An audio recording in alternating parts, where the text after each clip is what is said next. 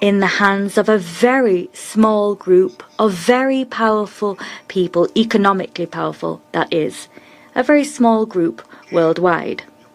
In my view, this phenomenon has already sowed disinformation. We've seen truth and lies blurred. That's perhaps the first effect of this possession of ITCs, and perhaps the most harmful. I am in no way an enemy of science or technology. Applied science, if applied with good reason, I'm in favor of that, but there can be no neutral technology. What's key is why technologies are being developed and used.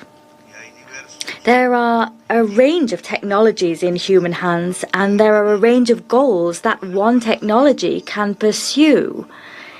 It's used according to the whims of the politicians that it falls in the hands of, and in line with their economic agenda. Truths are distorted, they become lies. Public opinion gets confused. These lies are sowed among the general public. Lies become truths. And as Hawking was saying, the great physicist who recently passed, he was saying that this blurring of truth and lies could lead to the death of humankind. I was not surprised at all, because in recent times I've been of the belief, and that's been the position I've adopted in the international arena and the position of my and Colombia's diplomacy, which has radiated as far as it's able. Our position has been that the climate crisis is the result of the expansive consumption of hydrocarbons from the Industrial Revolution to date. And I was surprised that such a notable physicist it was he who talked about these problems. It wasn't an ideologue, it was a scientist. There's a difference between scientists, science, and ideology. Ideology is in and of itself a twisting of reality. That was said as early on as the 19th century. But the science is more neutral. Science contemplates humankind, and science is the only thing that can pave the way through ignorance and light our path. There's no doubt that we need to therefore talk about two events, two facts, not only of one. And there's one item that was the primary agenda of the Security Council. And that's one thing I could talk about. But my country, there's another one we could talk about. And I hope my country will bear that in mind when they choose their future. We chart the course of humankind depending on the decisions we take. And a key concept here is artificial intelligence in the hands of a private elite, an economically powerful elite. And that's what we have today. There's also the phenomenon of the widespread consumption of hydrocarbons as a result of greed. And that has brought us to the climate crisis and brought us to the wars that you have rightly described, Secretary General. That is the fight for hydrocarbons, the fight for oil. That's what makes missiles rain down on peoples, on babies. 20,000 people have been killed in Gaza. Those numbers cannot be hidden. No political or economic interest can conceal that fact. And that is the real red thread of what I'm going to say here. We're going back to the era of the Nazis. And that is what's happening today, expansively across the world. We're not only talking about Gaza now. If you like, that is the cultural origin of the war in the Middle East. But now what's happening, there's oil and stockpiles of nuclear weapons everywhere, and the war is spreading. And that gives us the situation now unfolding in the Middle East. And we're attempting to resolve that situation with more missiles and more war. This situation is entirely bound up with a desire to circumvent a policy or an agenda which should be at the heart of humankind. That agenda is the rapid decarbonisation of our world. There are two policies that could resolve the current most dire problems we're facing. Problems that undermine the ability of us all to enjoy the very existence of our plants and animals, and undermine our very ability to enjoy life with a capital L across the whole of Mother Earth. And Hawking was saying, he said, well, we don't have a great deal of time left on Earth, some 200 years. I think if we look now, time has run, the clock's run down yet further still. Perhaps we've got 100 years left. I think the IPCC, universities, research centres have said just that. They've used their computing methods and models, and they've said that in the area of the planet where my country lies, in 2070, there'll be no water. My children will be alive then, and the children of all of you will be alive then, as will your grandchildren. If there's no water in my region, 3 billion people will be where the water is now. It will be the end of them. And that is the situation in which we currently found ourselves. And that's a result of this false ideology, this false anti-migration ideology. We've got this policy of barbarism that we're already seeing unfold. And with all of that, what I want to say now is to dwell on this issue and to look at Colombia's experience. What we have to look at now is this fast living that we seem to have now. There's a conflict. I think this conflict has been resolved, but there is a conflict which is once again an epicenter of violence. But we're not talking about Republicans against the monarchy, as was the case of the conflict in the United Kingdom at one point. We're not talking about the Irish conflict, which pit the Irish against the English, or a war between the English and English. All of those wars saw a great eruption of violence, and then things were then resolved, and a great number of people died in these conflicts. Children also did. And great songs were written about these conflicts. I think some of those songwriters have died, but the process was ultimately successful. A peaceful resolution to these conflicts was found, but now houses are burning again, and the conflict has changed face, and we need to analyze current conflicts in depth. Because we're not talking about a conflict in Belfast anymore, but we're really talking about a global conflict, and the source of it is racial hatred. And we must be clear, there is no such thing as race in the world. Race is a human construct. There are cats, dogs, horses, others, and these genes can be manipulated, and all of that's kind of used to create this construct of race. But race no longer exists, and these racial conflicts that there were in, for example, Belfast are now playing out elsewhere. We're going back to the Nazis. They didn't really believe in race, but they manipulated it and brought it to its worst possible conclusion. We have the World War II, the Nazis. Many countries here present collaborated with efforts to defeat the Nazis. They did that as peoples, not as invaded states. States and peoples resisted what was to be the advent of the worst form of slavery on humankind. But today, states aren't as lucid about how to assume their responsibility to fight against racism against their own peoples. Peoples and the concept of race are being manipulated. I'm predicting that these conflicts, these racially fueled conflict, will spread to and take on dimensions that the popular imagination couldn't have even conceived of previously. So in my opinion, in Belfast, we're seeing suffering similar to that wrought upon Colombia and other countries that I know well.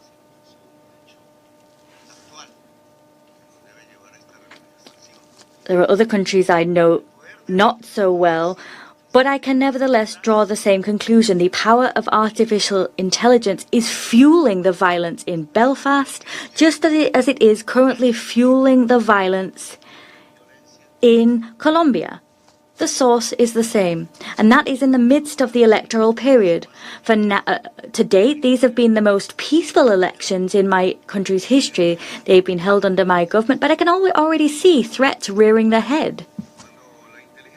When artificial intelligence is in the hands of private companies and individuals today, there's competition, logical, market-based competition. But when that logic of competition rears its head, we see monopolies, oligopolies take shape. Today, artificial intelligence is a private oligopoly, and it has produced competition between the United States and China. That is the so-called trade war. That's nothing more than a race to achieve speed, computational capacity. And today, that's the hallmark of development, the development which is afforded to some countries and not others. What we're seeing is the beginning of a new form of social inequality, socioeconomic inequality, dividing human beings. We're not going to allow that form of development to take root. My government's already said that, but we've seen that forces have been sabotaging our project, and we've seen that for years.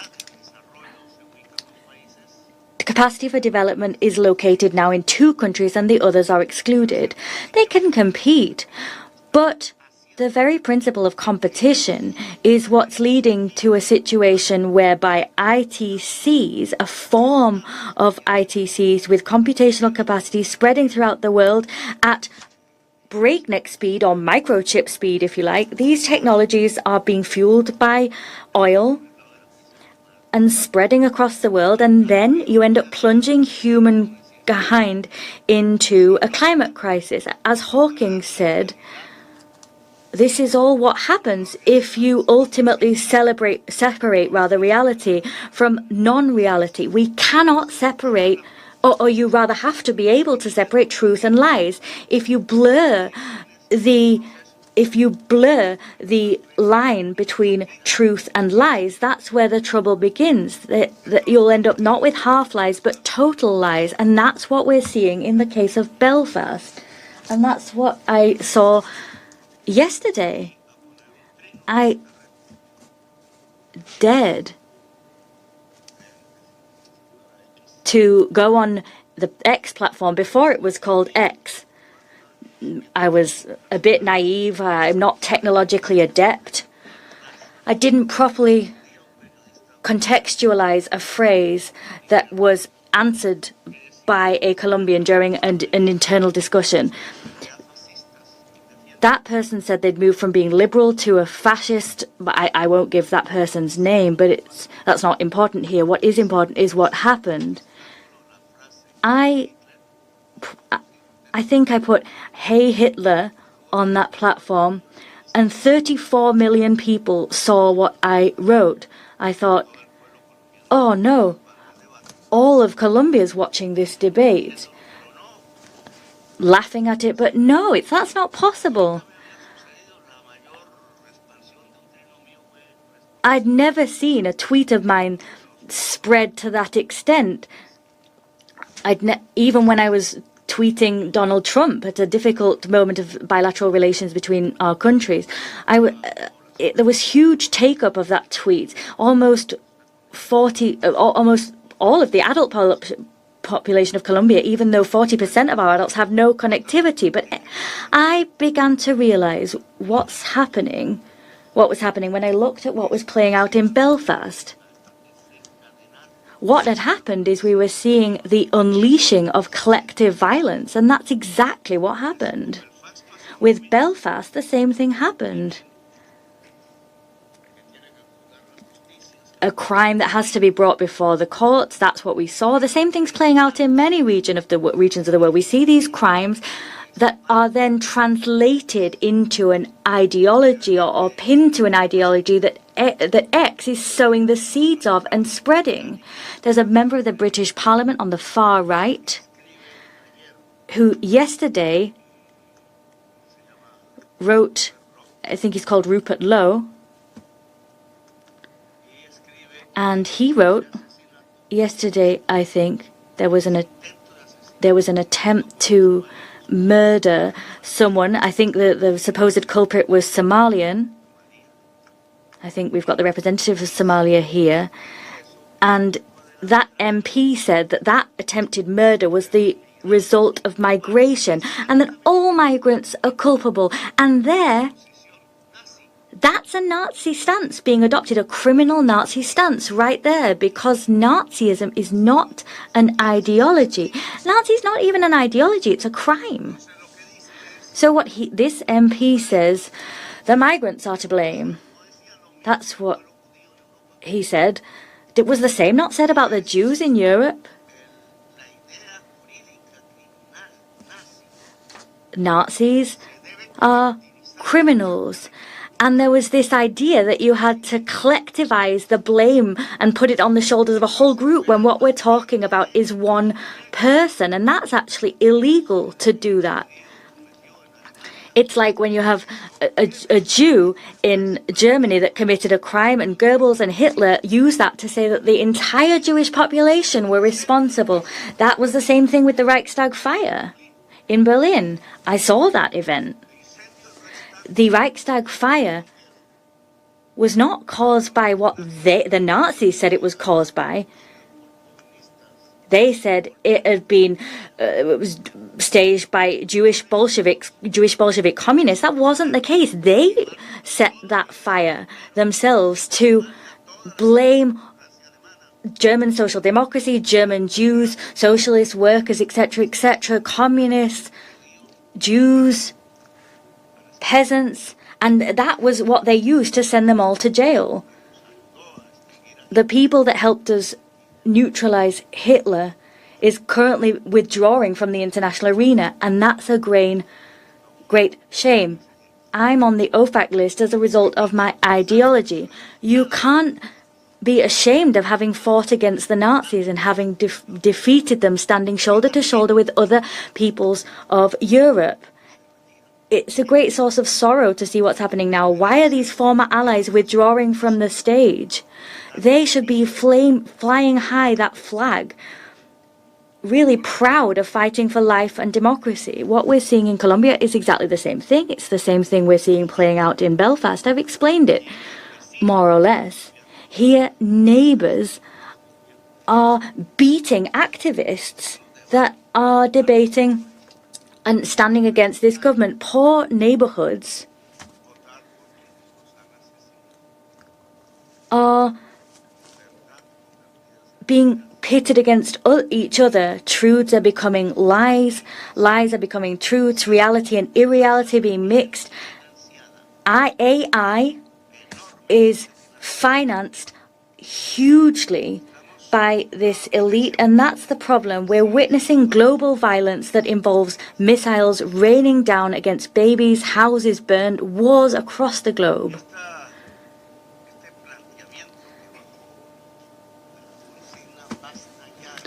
Basta ya was a slogan. Now it means that's enough, and it was a slogan used to say, no, that's enough killing. They were talking about enough murders, but we're not trying to now kill vast swathes of humankind. We're seeing the death penalty for all migrants. That's what's being called for. The owner of this X network is championing such policies. There's this idea that all migrants should be sent to their deaths, and with that proposal, what should we do with it? Hitler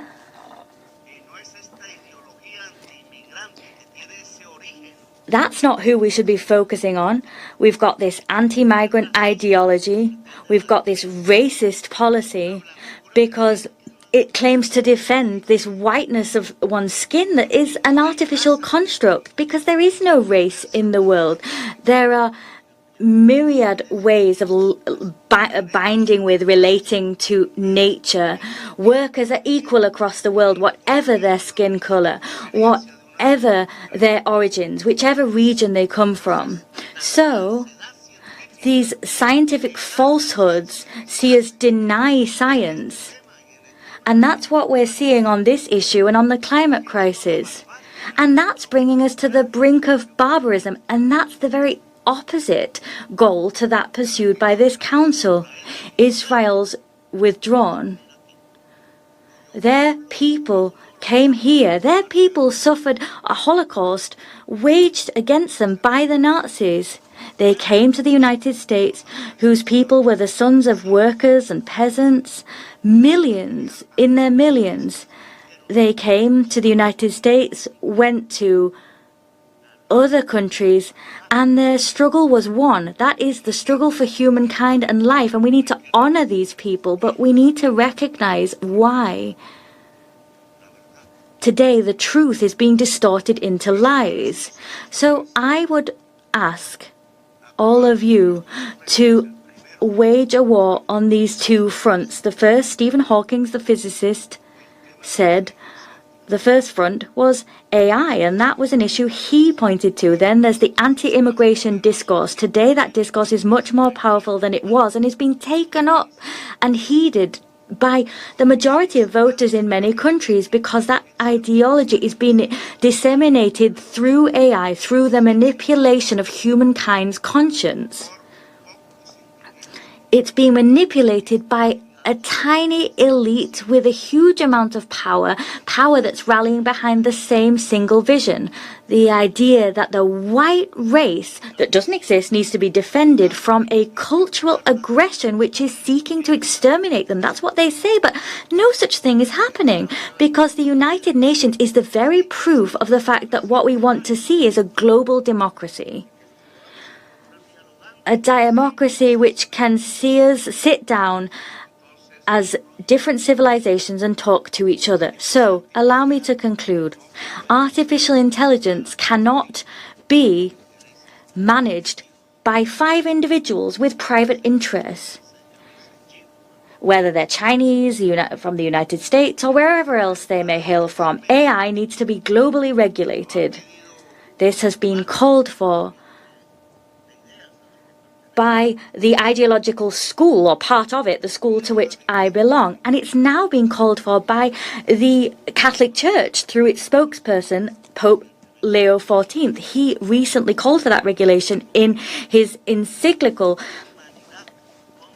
Magnificent Humankind. He talked about human brotherliness. How can we get there?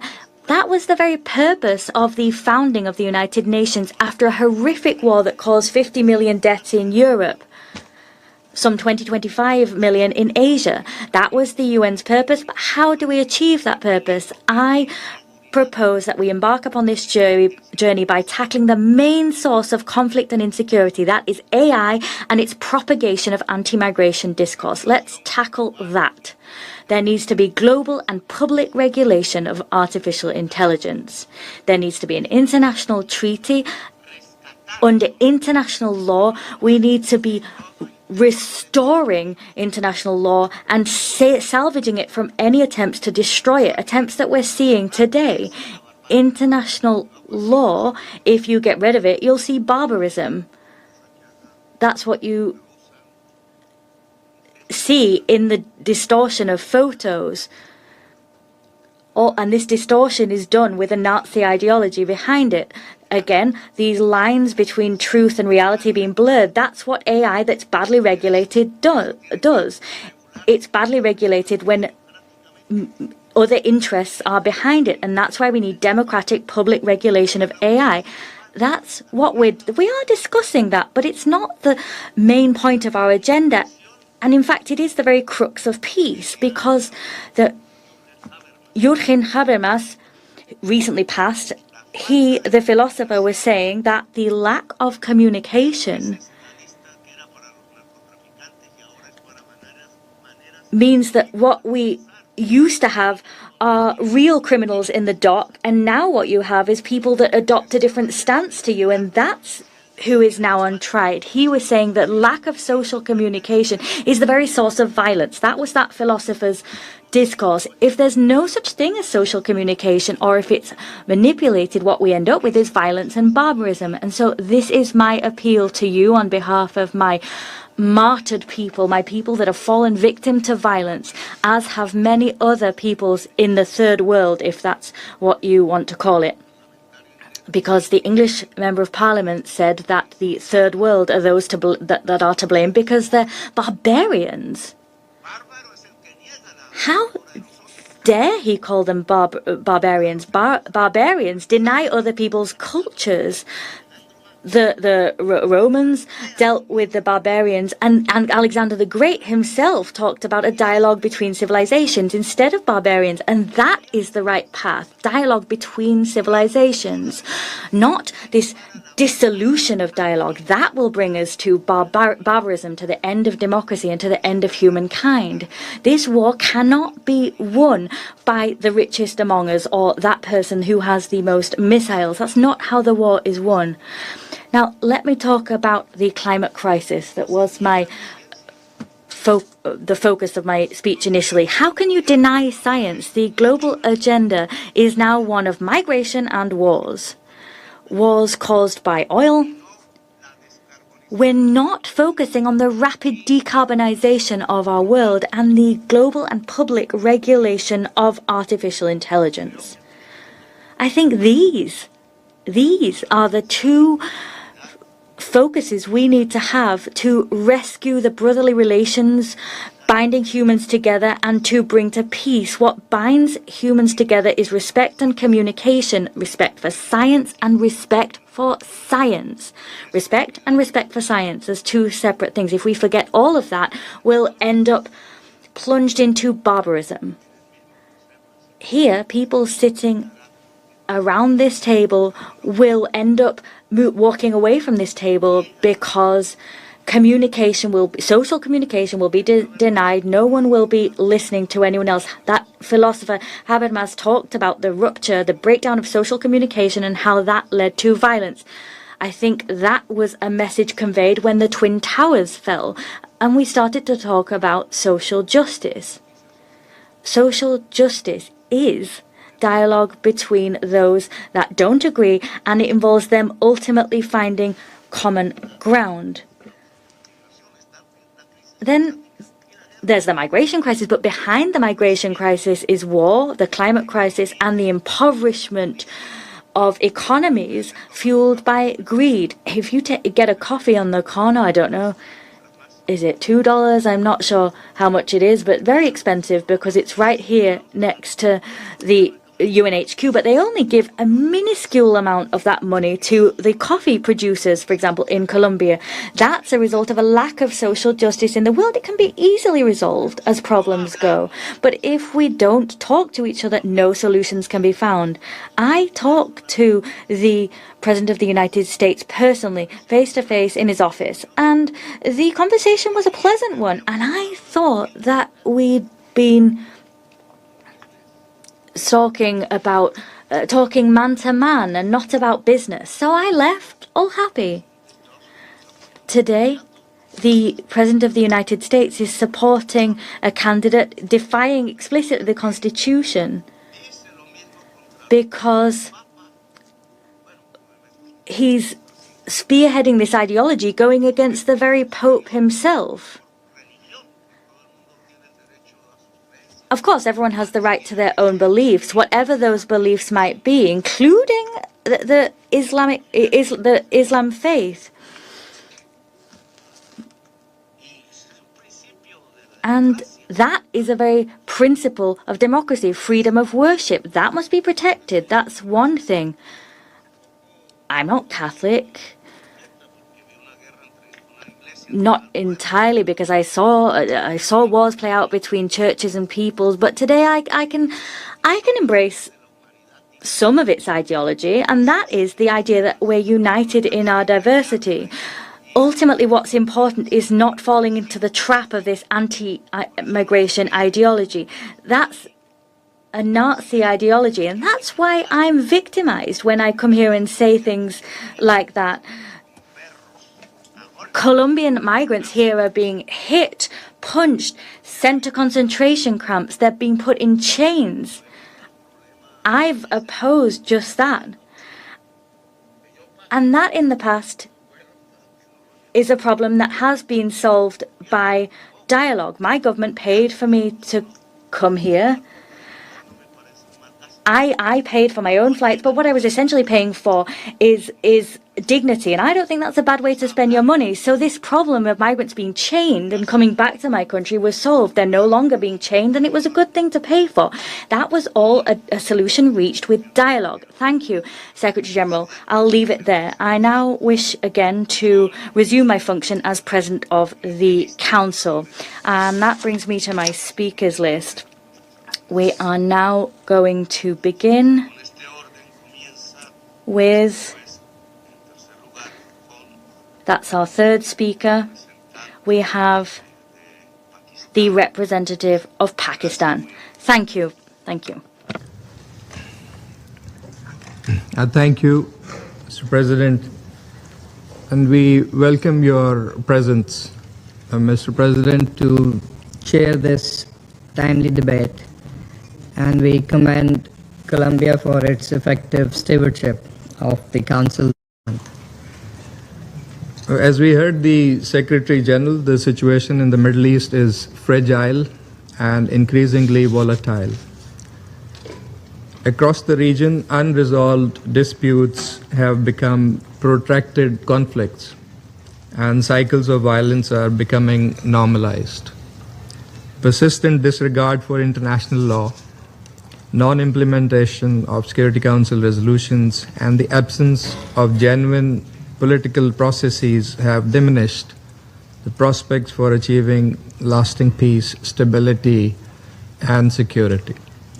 At such a moment, it is important to remind ourselves that advancing political solutions is a foundational obligation under the Charter. The Arab-Israeli conflict is one of the oldest and biggest issues on this Council's agenda. Middle East is one of the world's most complex political landscapes, where history, identity, culture, civilization, and religion intersect profoundly. These realities cannot be ignored or oversimplified. Peace efforts must therefore account for these sensitivities with care, balance, objectivity, and deep understanding. Mr. President, the situation on ground could not be worse.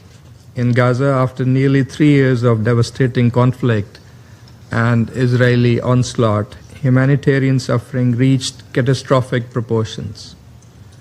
Concerted efforts led by US President Donald Trump and supported by a group of 8 Arab Islamic countries, including Pakistan, culminated in the Gaza Peace Plan and Resolution 2803.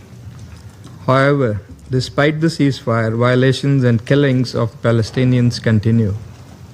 While in the West Bank, a deliberate policy of settlement expansion, settler violence, and unilateral actions undermine the viability of a two-state solution. In Lebanon, the cessation of hostilities framework and Resolution 1701 continue to be violated. Relentless Israeli bombardment has killed thousands, while the illegal occupation of southern Lebanon keeps on expanding. Syria, with its new leadership and bold political decisions, is making efforts towards gradual stabilization, yet it also continues to face occupation. The situation in Yemen also warrants international attention. Ultimately, only an inclusive Yemeni-led and Yemeni-owned political process under UN auspices can deliver peace.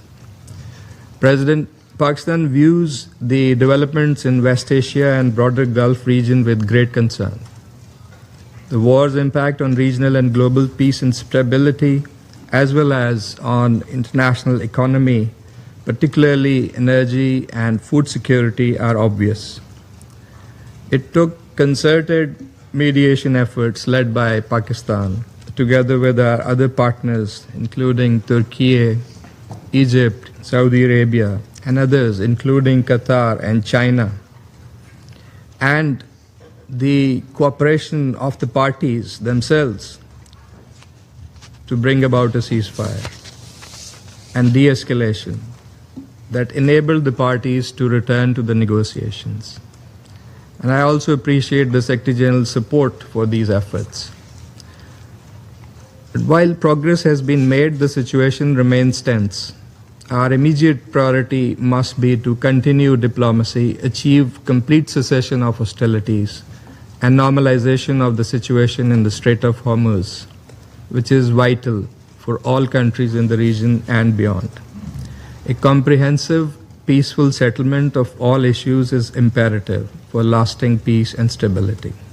Pakistan supports the sovereignty, territorial integrity, political independence, and security of all brotherly countries in the region. Pakistan also has expressed continued and unwavering support and complete solidarity with the fraternal GCC countries in these challenging times. President, the UN has historically played a central role in facilitating dialogue, mediation, and conflict resolution efforts in the Middle East. While political initiatives have met varying degrees of success, they demonstrate the enduring value of sustained diplomacy and multilateral engagement in the pursuit of a just and lasting peace. In this context, several principles must guide our collective approach. First, international law and the United Nations Charter must remain the bedrock of all efforts to prevent and resolve conflicts. Second, the faithful implementation of relevant Security Council resolutions, including resolutions 242, 1701, 497, and 2803, must be ensured. Illegal occupation of Arab lands must end. Ceasefires must be respected and humanitarian assistance must flow unimpeded. Third, sustainable peace cannot emerge without addressing the root causes. This was a point highlighted by the ESG as well. The Palestinian question remains at the very core of efforts to achieve lasting peace in the region. A time-bound and irreversible political process anchored in relevant UN resolutions must lead to the establishment of a sovereign, independent, and contiguous state of Palestine on pre-1967 borders, with Al-Quds al-Sharif as its capital. Fourth, a comprehensive peace in the region must be founded on the purposes and principles of the UN Charter, the right to self-determination, end to illegal occupation of Arab lands, and the security of all peoples in the region. In this regard, the 2002 Arab Peace Initiative provides a concrete framework to guide our collective efforts towards a lasting peace. President, Pakistan's long-standing commitment to peace is reflected in concrete action. In July last year, Pakistan successfully led the adoption of Security Council Resolution 2788 that reaffirms our collective resolve for diplomacy, mediation, and other means for pacific settlement of disputes. And as a practical manifestation of that, Pakistan remains actively engaged in efforts to advance the Gaza peace plan and in facilitating dialogue and mediation aimed at reducing tensions between the US and Iran, efforts that continue to this day. Navigating these complex and sensitive issues demands patience, resolve, and objectivity by all. That continues to guide Pakistan's approach. The Middle East today requires peace, and so does the rest of the world. The costs of continued conflict are no longer contained or confined within borders. They reverberate globally. The responsibility before this Council is therefore clear. to place diplomacy above confrontation, dialogue above division, and international law above expediency. This is the path toward lasting peace. And this is the path that we must collectively pursue. I thank you.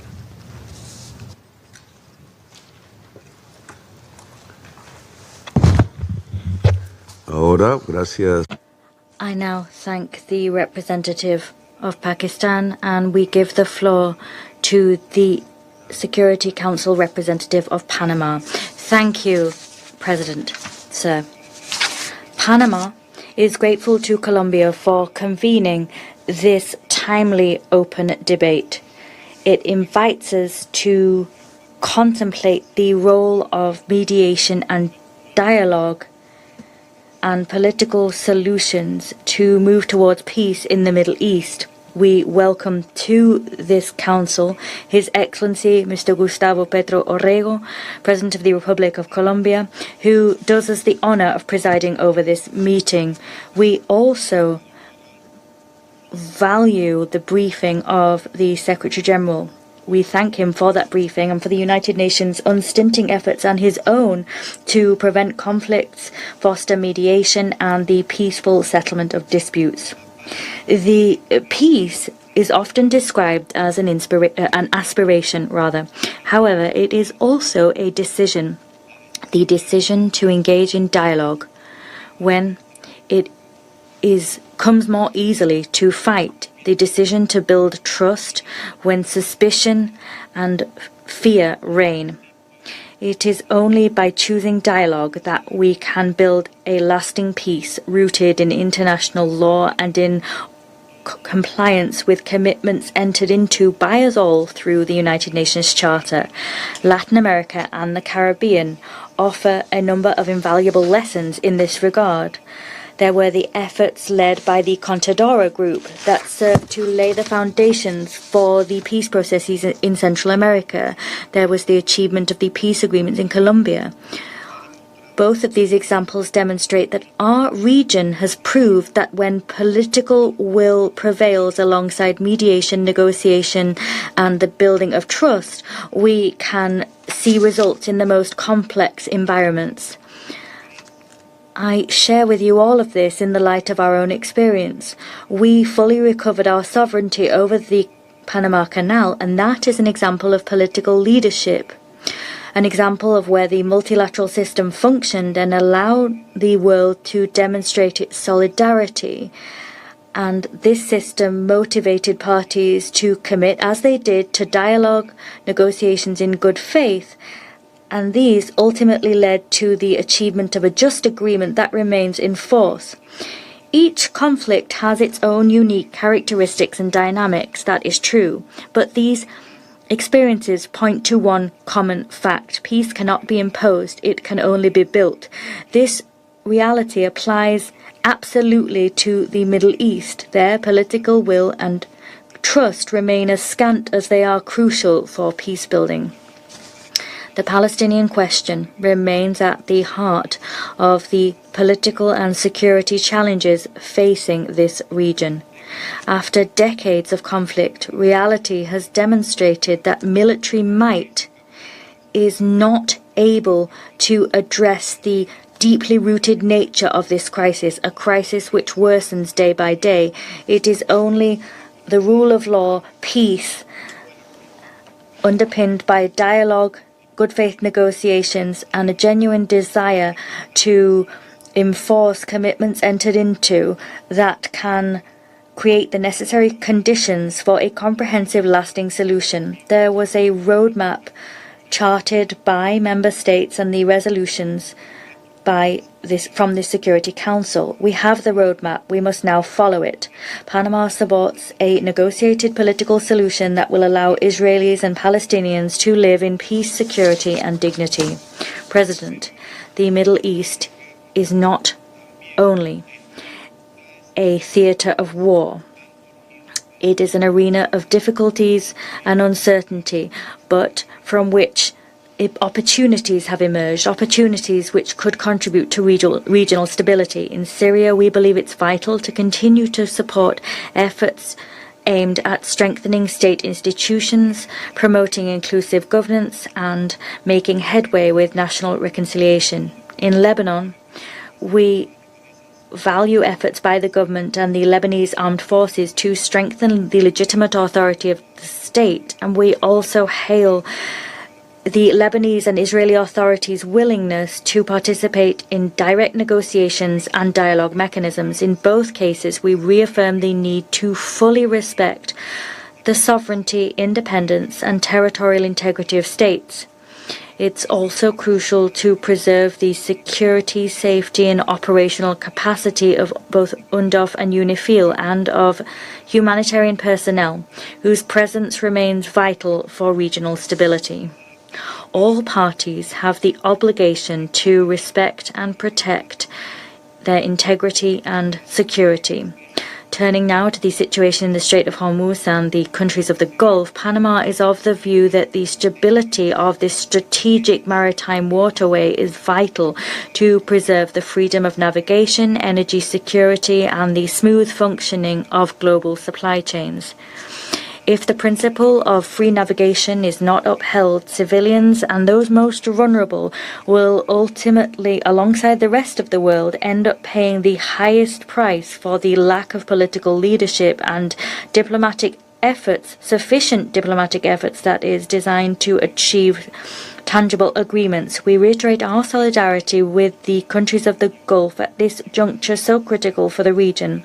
We thank all stakeholders with influence to bring to bear, including Pakistan, for their efforts to mediate between the parties. No mediation or negotiation efforts can bear fruit while we continue to see violence and escalation of hostilities.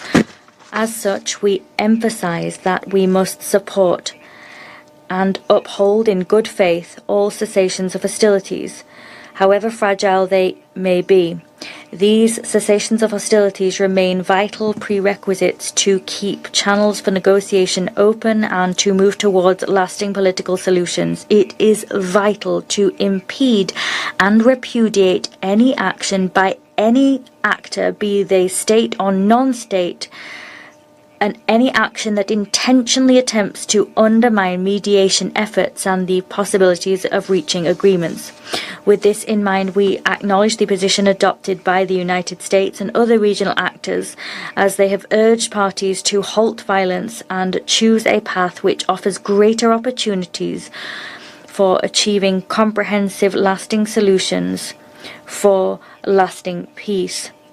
President, in the various contexts of conflict and transition in the region, women and girls are disproportionately bearing the brunt of the impacts of violence, insecurity, displacement, and worsening socioeconomic conditions. The United Nations must continue to play a central and indeed strengthened role in preventing and resolving conflicts. It is incumbent upon the Security Council, as the primary organ for the maintenance of international peace and security, to act with political will to ensure effective and objective compliance with its own mandates in accordance with international law. It's also incumbent upon the Council to promote the trust and the consensus that is vital to prevent and resolve conflicts. We reaffirm our full support for the mediation and good offices of the Secretary General, his envoys and special representatives, as well as for the mechanisms for cooperation between the United Nations, regional organizations, and the various existing multilateral platforms for dialogue. President, the peoples of the Middle East, just like the peoples of the world as a whole, deserve a future of peace, human dignity, justice, and well-being, and not a future beset by violence, confrontation, fear, and uncertainty. This continues to be the challenge of our generation and a responsibility that the United Nations cannot evade. Thank you. Bien, gracias, señor. I thank the representative of the Sisterly Republic of Panama. And I now give the floor to the representative of Latvia. I give you the floor. Madam, you have the floor. Thank you, Mr. President. At the outset, I would like to welcome His Excellency Gustavo Petro, President of the Republic of Colombia, presiding over today's meeting. And I would also like to thank Secretary General Antonio Guterres for his intervention and for his steadfast commitment to peace and stability in the Middle East. Mr. President, for decades, unresolved conflicts in the Middle East have been on the Security Council agenda. And our deliberations today take place at a critical juncture for the Middle East, amid renewed escalation, and the need for mediation is urgent to end the suffering of the civilians. In Lebanon, 1.4 million displaced people require humanitarian assistance. In Gaza, humanitarian access must be implemented urgently and in full to provide shelter, healthcare and sanitation. In Yemen, nearly 20 million are struggling to meet basic needs and access essential services amid protracted crisis. Since its foundation, the UN has been the cornerstone of the international peace architecture.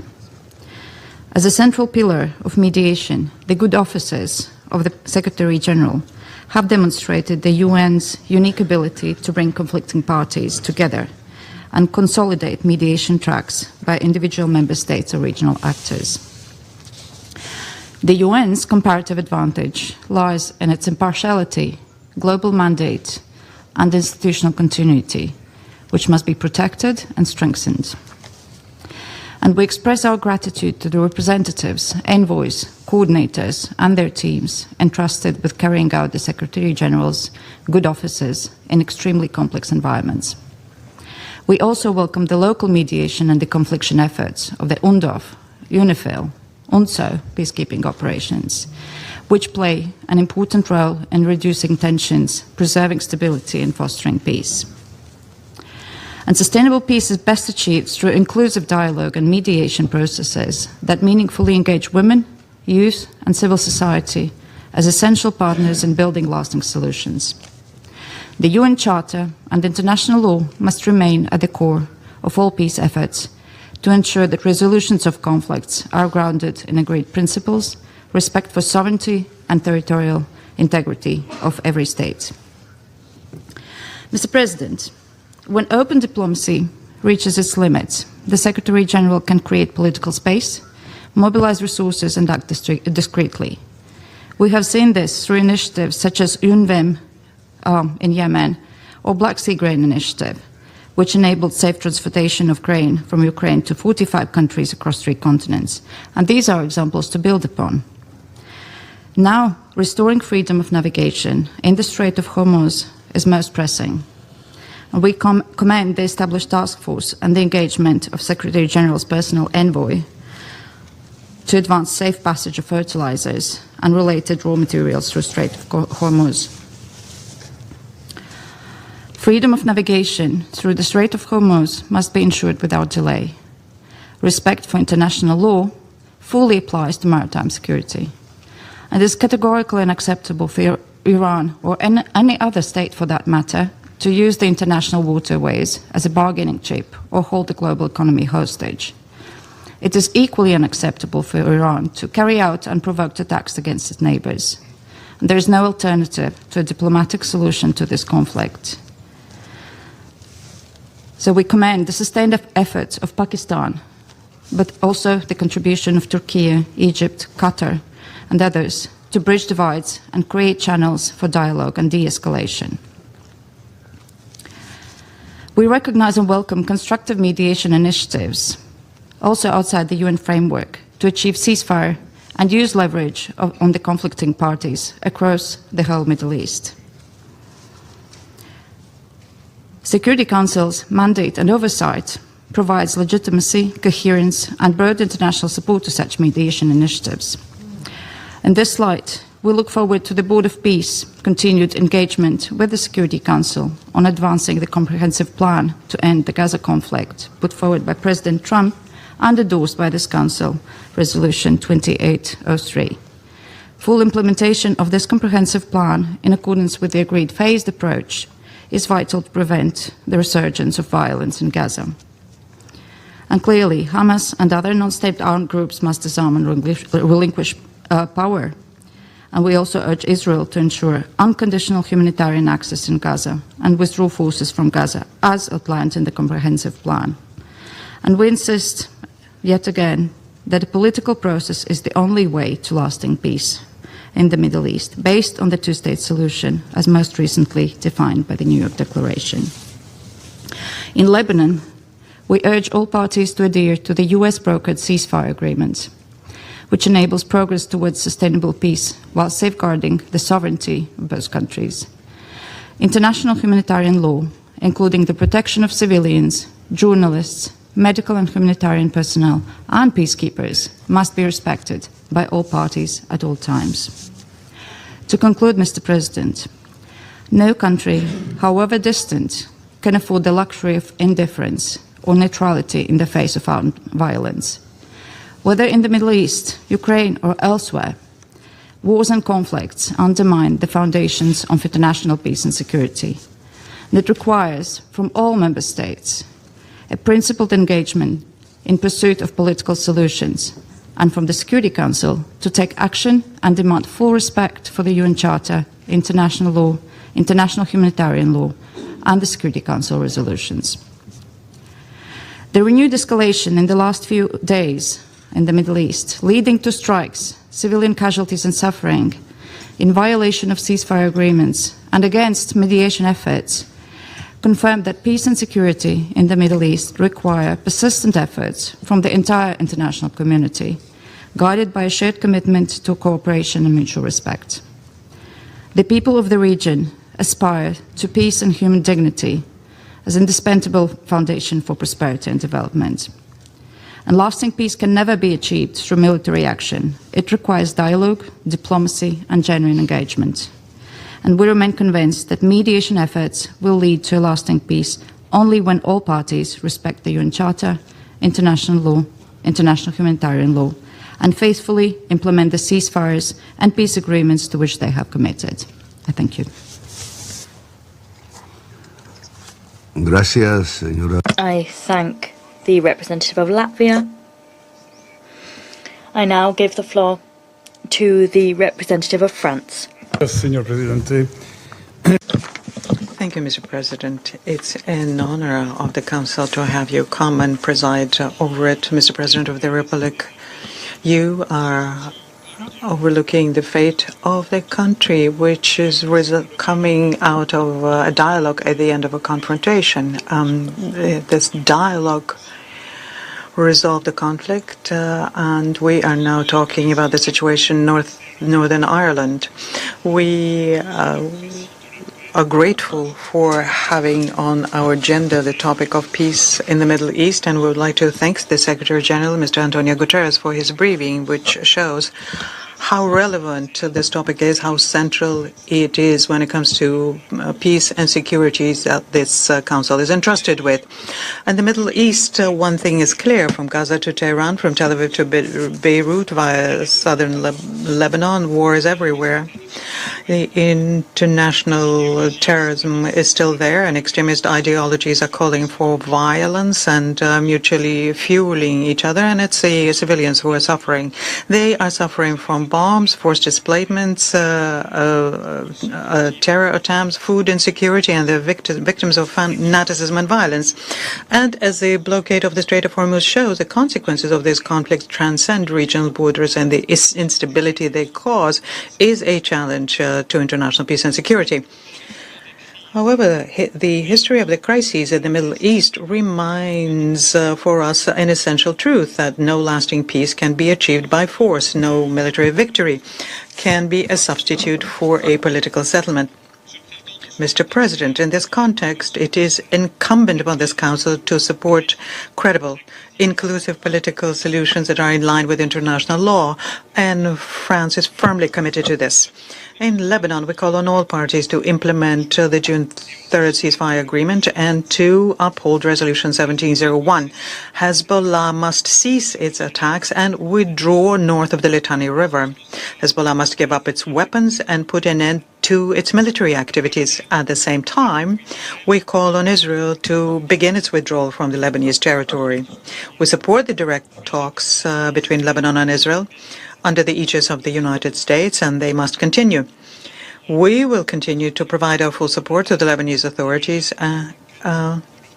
who are recovering their full sovereignty, and will organize an international conference in support of the Lebanese armed forces in Paris as soon as the situation allows. And finally, we will continue to support UNIFIL's mandate. The mission must be able to exercise its mandate fully and in an unhindered way, its personnel respected and protected until its conclusion. We wish to contribute to the definition of international framework in support of Lebanon's sovereignty after the departure of the force. In Gaza, where the situation remains a precarious ceasefire and serious humanitarian crisis there, we call for the full implementation of Resolution 2803, which includes respecting the ceasefire, lifting obstacles to humanitarian aid and support for reconstruction, the disarmament of Hamas and Israel's withdrawal, as well as the return of a reformed Palestinian Authority. In the West Bank, France is firmly opposed to any plans for annexation or forced displacement of the population. We will continue to pass sanctions against entities and individuals involved in such projects and remain mobilized with its partners in the European Union to take trade measures to stop this trend. We reiterate that the E1 project is a threat to the integrity of the State of Palestine and must not see the light of day. At the same time, and as of now, we must continue our support for a credible political horizon towards a two-state solution in accordance with the New York Declaration. We call for the resumption of a dialogue between Israelis and Palestinians as provided for in Resolution 2803, and we are firmly committed to this. On June 12th in Paris, we will host a gathering of Israeli and Palestinian civil society because the peacemakers need our support now more than ever. And peace is impossible without satisfying the legitimate rights of the Palestinian people as well as the Israeli right to security. In Iran, France calls on all parties to avoid further escalation and to reestablish free and safe navigation in the Strait of Hormuz. We're preparing to contribute to this together with our partners by setting up a neutral and defensive multinational mission that will protect ships and participate in demining operations. Beyond that, France is mobilized to support efforts towards a diplomatic solution, which must include a lasting and verifiable framework for Iran's nuclear program. Mr. President, the peace is possible, even if it's fragile and threatened. The promise of a new Syria shows us that and is worthy of all of our support. And the peace is possible. The pathways to it are known. All parties must demonstrate the necessary political will to end hostilities and embark on the path of lasting and inclusive political solutions. It's up to this Council to show the needed collective determination within its decisions. This is the responsibility we have under the Charter. I thank you. Thank you to you, Representative of France. We now continue with the representative of the Russian Federation. Mr. President, distinguished President of Colombia, will welcome your participation in the open debate and thank the Colombian presidency for choosing such an important topic. We thank the UN Secretary General Antonio Guterres for his assessment of the situation in the region. The Middle East occupies a special place on the world map. The region became the cradle of great civilizations of antiquity and of all Abrahamic religions. All peoples who inhabited and inhabit the Middle East have made an invaluable contribution to world culture, arts, and science. And the region has faced many trials. The rule of empires, which was replaced by indirect confrontation between great powers, a whole series of Arab-Israeli wars, conflicts related to ideology, land, and the wealth of the region. And today, against the backdrop of unprecedented escalation, the dreams of the advent of lasting peace in the Middle East seem more elusive than ever, unfortunately. The process of redrawing the political map of the region under pressure from extra-regional players and with the assistance of a number of states within the region continues. Iran, which is a civilization state whose history spans millennia, stands in the way of the plans of these forces to complete their reformatting of the Middle Eastern political and geographical landscape. For a long time, efforts have been undertaken to create an anti-Iranian camp on the basis of the Abraham Accords under the pretext of normalizing relations between Arabs and Israel. Russia, in principle, supports the very idea of strengthening Israel's security. Achieving this goal would be a positive result for all of us, because a stable and strong Israel developing good relations with all of its neighbors is a solid guarantee of peace throughout the region. But the question is about the means, which are not always capable of justifying the goal. Far from it. What kind of stability can be offered by those who are ready to sacrifice for this Palestinian statehood or stability in Iran? This would be false stability, concealing within it conflicts of delayed action. Those who fanatically intend to return Iran to the Stone Age, to destroy the Palestinian political movement Hamas or the Lebanese Hezbollah, do not bring peace or prosperity closer. Quite to the contrary, they only deepen existing lines of division. And the same line is also the policy of creating buffer zones of security in Gaza, Lebanon, and Syria. We strongly condemn such actions and call on the Israeli authorities to respect the territorial integrity and sovereignty of its neighbors, including the implementation of the provisions of the 1974 Disengagement of Forces Agreement on the Syrian Golan and compliance with relevant UN Security Council resolutions. We share the assessments voiced by the Secretary General about the absence of military solutions to all the interlinked conflicts in the Middle East.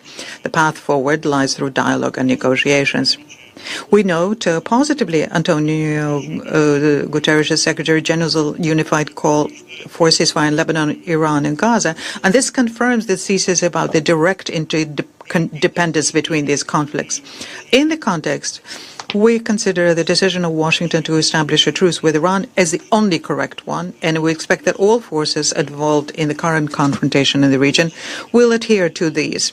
Unfortunately, in the recent days, we have witnessed a fresh potential escalation, and we call on all of the parties to prevent such a scenario. Mr. President, history knows many examples of attempts to ignore the security interests of individual states, which led to catastrophic consequences for the whole world. Russia believes in the need to resolve the region's problems by collective efforts within the framework of a broad negotiating process, and we assign a special role here to the Security Council, which can and should oblige all countries of the region, together with key extra-regional players, to gather together in one platform to develop common rules for building relations and addressing claims, which will allow agreeing on security guarantees for all. It would be possible then to begin with narrower formats. Thus, in Russia's updated concept of ensuring collective security in the Persian Gulf zone, there are practical proposals for strengthening confidence-building measures in the region, which ultimately should lead to a stable and conflict-free Middle East open to broad international cooperation. The Security Council should not attempt to impose a solution beneficial exclusively to one side or directed against any regional state. We adhere to such an approach also with regard to the settlement of the issues of navigation in the Strait of Hormuz. Maritime navigation must be safe throughout the world oceans. And attempts to impose rules of the game to the advantage of some countries will inevitably provoke opposition from those who do not agree with them. Common standards must be developed honestly, jointly, without ultimatums and blackmail. And we are ready to engage in such work. Mr. President, under the conditions of unprecedented escalation of tension surrounding Iran, without exaggeration affecting the whole world, we should remember that the Palestinian issue remains a cornerstone for the entire Middle East. We're not going to dwell in detail on the actual stalling of Security Council Resolution 2803 in support of President Trump's plan for Gaza. The Council will have a dedicated meeting on this at the end of the month. But we would only like to point out that the attempts to discard as allegedly outdated the international legal basis for the Palestinian settlement, including well-known decision passed by Security Council and General Assembly, will lead to nothing good. We should focus on launching direct negotiations between the Palestinians and Israelis for practical discussions of issues of the final status of the Palestinian territories and the parameters of the two-state formula.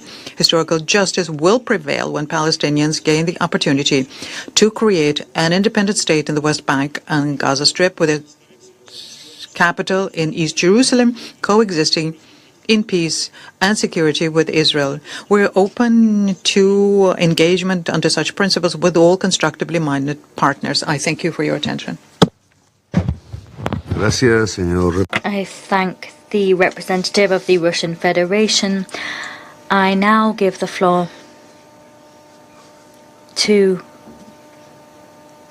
Sir, the representative of the United Kingdom before the United Nations Security Council. You have the floor. President, and I thank the Secretary-General for his briefing. Escalating conflicts in the Middle East have had a devastating human cost and led to a wider regional and global instability. We have seen death, displacement and destruction. The basic foundations of life, such as healthcare, shelter, food and education, becoming a daily struggle. The United Nations and this Council play a crucial role in fostering peace. We underline the importance of the Secretary-General's good offices in preventing and resolving conflicts, as well as upholding international law. Mr. President, in regard to the escalation in the region in recent days, the United Kingdom is clear that all efforts should be focused on achieving a lasting, peaceful settlement. A return to widespread hostilities is in no one's interest. All sides must show restraint, de-escalate, and continue working towards a diplomatic solution. We condemn Iran's continued attempts to hold the global economy to ransom by closing the Strait of Hormuz, as well as their attacks on the region, including those overnight against Kuwait, Bahrain, and Jordan. We stand with our partners in the Gulf in the face of these reckless attacks. We call on Iran to de-escalate, reopen the Strait of Hormuz to restore freedom of navigation as enshrined in the UN Convention on the Law of the Sea, and to engage in meaningful dialogue with the US.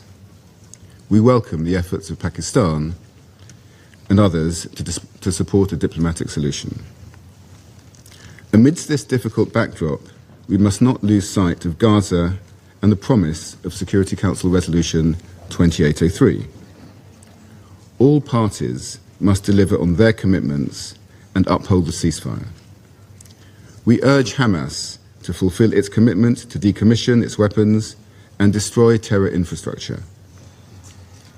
And we urge Israel to lift its indefensible restrictions on humanitarian access and to allow the UN, including UNRWA, and international NGOs to deliver life-saving assistance in line with its obligations under international law.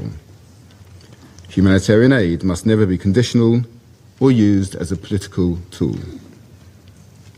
We must also reverse deeply worrying trends in the West Bank, which undermine prospects for peace.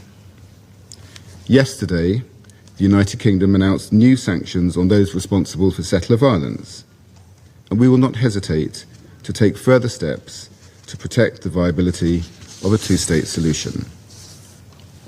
In Lebanon, recent escalation has threatened the hard-won ceasefire brokered by the United States.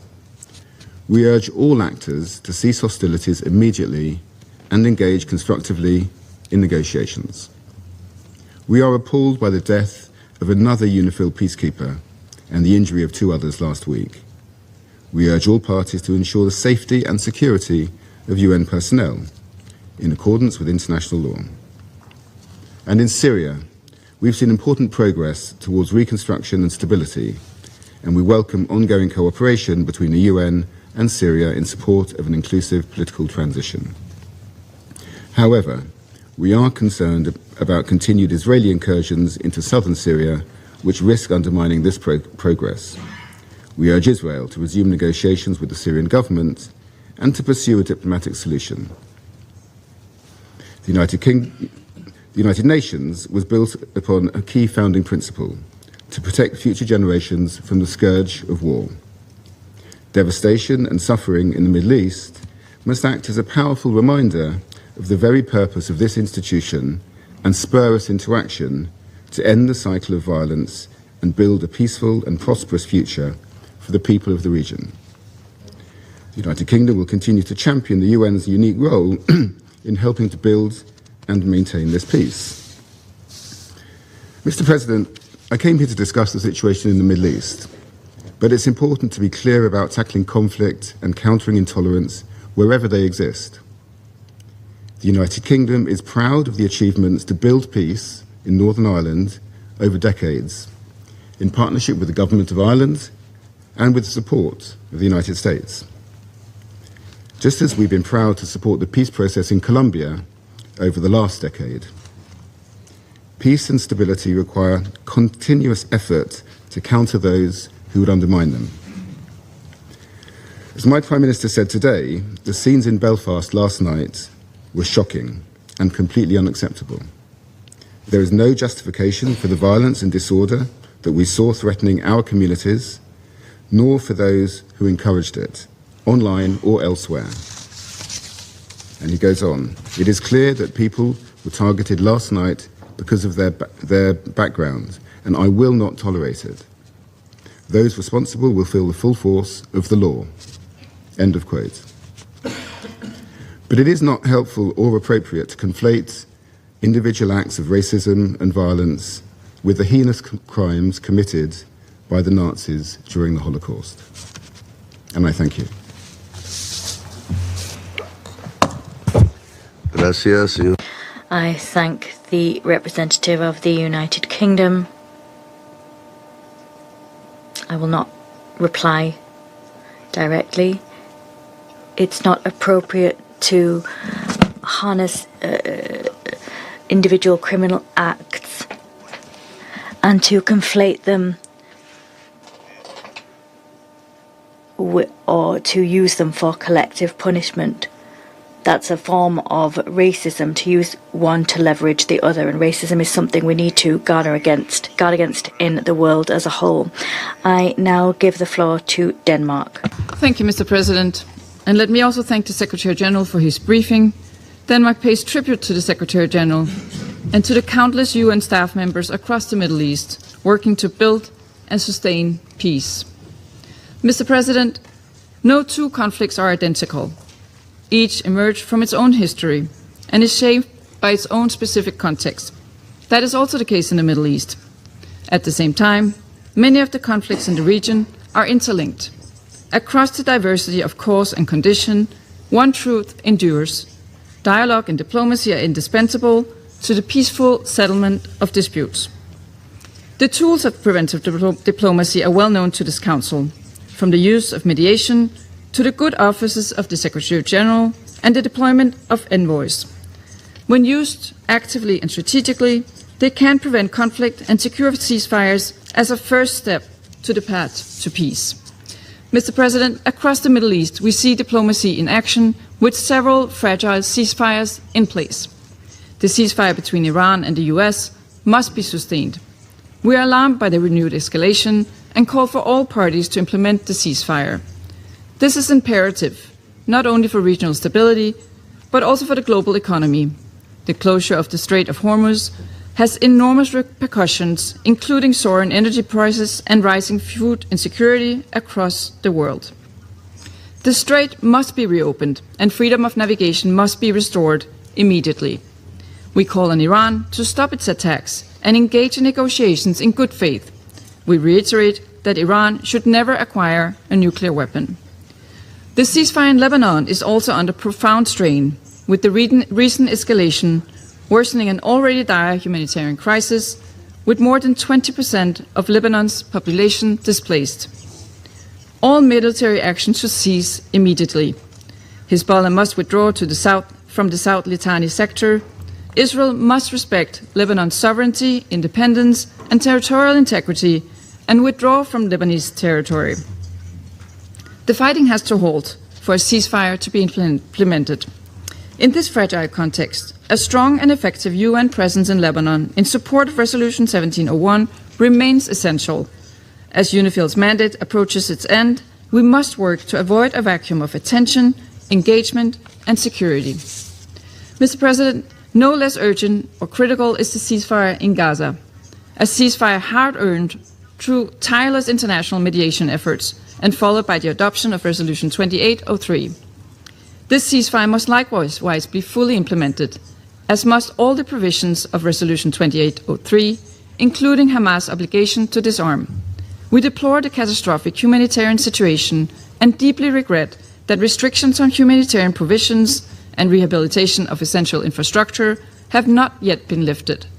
7 months after this Council adopted Resolution 2803, there continues to be a lack of food, medicines, and other items essential for survival. The human cost of these restrictions are devastating. It is exactly the human cost that we must never forget. From Iran, over the Gulf, to Lebanon and Gaza, our message, individually and collectively, must be clear. Ceasefires must be respected by all sides, at all times. A ceasefire that only exists on paper will save no lives. Mr. President, ceasefires, however, are not the end of the journey. What lies beyond a ceasefire is the task of lasting peace. It is the task of quiet courage, compromise, and a willingness to overcome the past, one that is supported by UN-led mediation, paired with regional security mechanisms, one where mediators do not become targets, and where civilians across the region can live side by side in peace. This is why we cannot let the two-state solution, the only viable solution for lasting peace between Israelis and Palestinians, slip through our fingers. Today, however, that solution is under unprecedented threat, in particular by the recent developments in the West Bank, including the E1 plan. The Security Council must act to preserve the possibility of a two-state solution and work to restore a genuine path towards achieving it. The New York Declaration on the peaceful settlement of the question of Palestine is instrumental in that regard. Mr. President, in closing, the challenges facing the region are complex and immense, but we must resist the temptation of fatalism. With commitment to fully implementing these ceasefires, with regional security mechanisms, with UN-led and UN-supported mediation efforts, and with the leadership of this Council, progress is possible. These tools must be used more readily, more adequately financed, and supported politically by this Council. Denmark stands ready to play our part to this important end. I thank you. Bien, gracias. I thank the representative of Denmark. I now give the floor to the representative of China. Thank you, President. I welcome President Gustavo Petro Urrego chairing today's meeting and thank Secretary General Guterres for his briefing. The Middle East, with its rich history and culture, abundant natural resources, and great development potentials, nevertheless has long been plagued by turmoil and endured the ravages of war. At present, the situation in the Middle East remains tense, posing a threat not only to regional peace and stability, but also directly impacting the global economy and energy security and undermining the common interests of all countries. The international community should uphold a just position, pool its efforts for peace, and restore stability to the Middle East, tranquility to its people, and peace to the world at an early date. I would like to make 4 points. First, we must adhere to a political settlement and resolve disputes through peaceful means. All parties should uphold the purposes and principles of the UN Charter, bridge differences through dialogue and consultation and refrain from the use or threat of force. The Security Council must fulfill its primary responsibility for maintaining international peace and security and take active and responsible actions to promote political settlement to hotspot issues.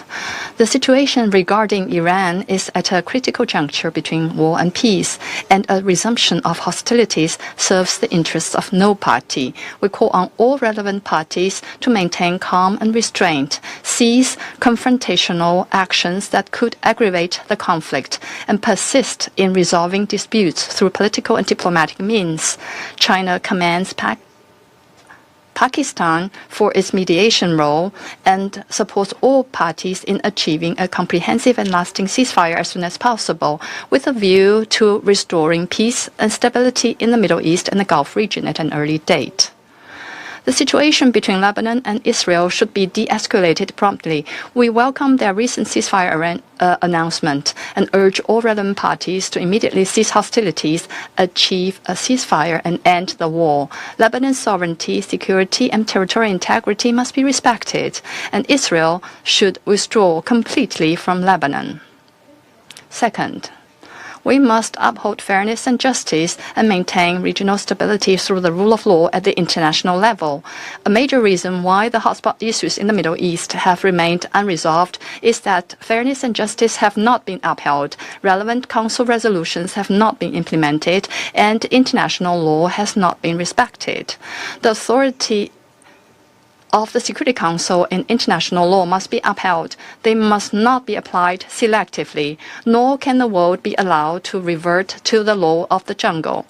The fact that the Palestinian people are unable to realize their legitimate national rights is the greatest injustice in today's world.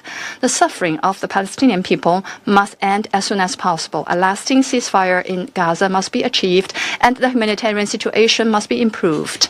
The international community should redouble its efforts to implement the two-state solution, reject any attempt to annex Palestinian territory, and support Palestine in achieving independent statehood at an early date and its admission as a full member of the United Nations. Third, we must uphold independence and self-reliance and pursue common security through solidarity and cooperation. The Middle East has long been mired in turmoil due to its complex historical context and to the pursuit of geopolitical rivalry by external forces. The fundamental way forward for the Middle East to move from turmoil to stability lies in freeing itself from major power geopolitical rivalry, upholding a spirit of independence and self-reliance, embracing a mission of common, comprehensive, cooperative, and sustainable security, and building through inclusivity and reconciliation a regional security architecture that accommodates the legitimate concerns of all. The international community should fully respect the historical context of the Middle East and support the countries and peoples of the region in playing the leading role and advance sustainable resolution of conflicts. Syria should adhere to the principle of a Syrian-led and Syrian-owned process, steadily advance an inclusive political transition, and resolutely combat terrorism. The Golan Heights is internationally recognized as occupied Syrian territory, and Israel should fully withdraw from it at an early date. The Yemen issue has remained unresolved for far too long. We call on all Yemeni parties to demonstrate political will, work towards the resumption of the peace process, and strive to achieve reconciliation as soon as possible. Fourth, we must address both the symptoms and root causes of problems and promote lasting peace and stability through development and revitalization. Security is a prerequisite for development, and development provides a foundation for security. The Middle East has long served as a geopolitical crossroads linking Asia, Africa, and Europe, and as an energy engine for global economic growth. The international community should deepen mutually beneficial cooperation with the countries in the Middle East and support their sustainable development based on their different resource endowments. Efforts should be made to help post-conflict countries with reconstruction, support recovery and humanitarian agencies in carrying out relief operations, and promote the early economic recovery and improve livelihoods so as to create fertile ground for the seeds of peace to take root. We must take a clear stand against protectionism protectionism and unilateral actions, and resolutely reject any illegal unilateral sanctions imposed outside of the frame of the Council resolutions. Disruptions to navigation through the Strait of Hormuz have affected the smooth functioning of global production and supply chains, the international trade order, and energy supply stability. The parties concerned should heed the calls of the international community, take proactive actions, and work toward the early restoration of normal transit through this international trade. We welcome the UN initiative to establish a dedicated technical mechanism to address the situation in the Strait of Hormuz and support the UN in playing a greater role. President, China has always been a builder of peace in the Middle East, a promoter of stability in the region, and a contributor to its development. We have actively worked for peace in the Middle East. President Xi Jinping solemnly put forward the 4 propositions on safeguarding and promoting peace and stability in the Middle East, providing direction for addressing the current crisis and easing regional tensions.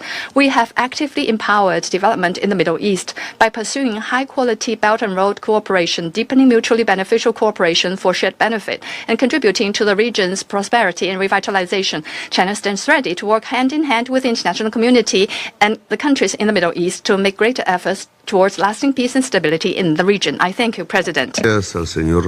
I thank the representative of the People's Republic of China. I now give the floor to the representative of Liberia. Thank you. Thank you, Your Excellency, for the honor of your presence, which demonstrates the seriousness Colombia attaches to this important subject. And this subject certainly has consequences for international peace and security. We thank the Secretary General for his insightful intervention and join in welcoming other excellencies and distinguished colleagues to this debate. Mr. President, Liberia welcomes Colombia's stewardship of this debate, not merely as a diplomatic courtesy. Colombia earned its authority on this subject through blood, patience, and the willingness to negotiate with people it had temptations not to. That is an important credential that matters in a room that is now convened to discuss mediation. We listened to President Petro today because Colombia has walked the path, paid the price, and lived to continue to build the peace. Excellencies, this year alone, today's debate marks the 28th session this Council has convened on the crisis in the Middle East. Let's be clear. We have not failed for the lack of words or good intentions. We have failed for the weakness in the architecture for building just and lasting peace, as well as the political will to continue to strengthen and deepen it. Today, Liberia speaks from the scar tissue of our own history. We are a nation that looked into the abyss of civil war and chose negotiated peace over mutual annihilation. We learned at great cost that victory that is exclusive, especially militarily, is an illusion. It is merely an intermission before the next generation's vengeance that is bound to happen. That lesson is not ours alone. The pages of history is replete with it.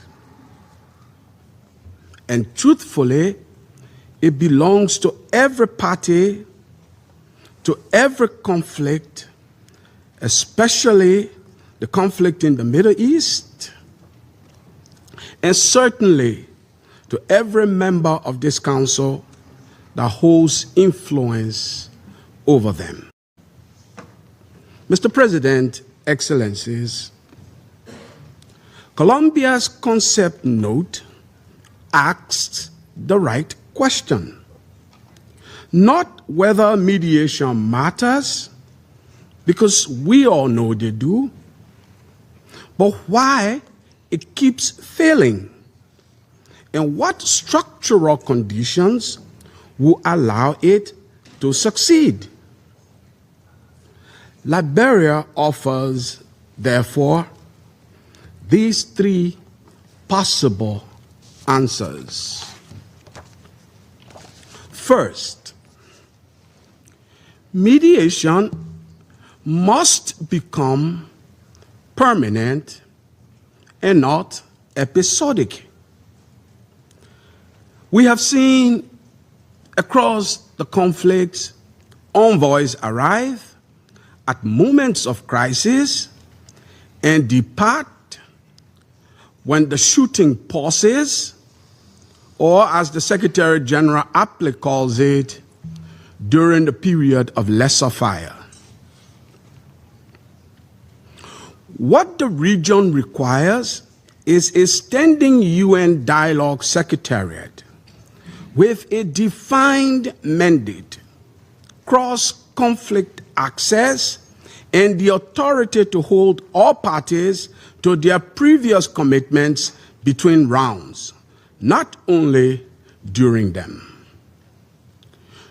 Durable ceasefires, as this concept note rightly observes, depend on credible verification.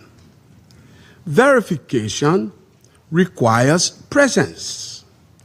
Presence requires permanence. Permanence builds trust. The Secretary General should be requested to establish this mechanism within the framework of his existing good office's authority. And it should be insulated from veto with regular reporting to the full membership. Second, much needed trust must be built from the ground up and not assumed from the summit down. Macro political frameworks collapse because they demand that parties trust each other before trust actually exists. Liberia therefore proposes a bottom-up guarantees model, drawing directly on Colombia's own peace architecture, in which the phased release of reconstruction capital, the restoration of humanitarian corridors, and the easing of economic pressures are tied explicitly to verifiable, localized de-escalation milestones monitored by states with no military relationship to either conflicting party. This model also directly addresses the food security and humanitarian access dimensions this concept note raises. When compliance unlocks reconstruction, capital, corridor by corridor, civilians receive both security and sustenance as integrated outcomes of the same process, not as separate humanitarian appeals that arrive too late. Third, the Council must address the mediation gap it has created within itself.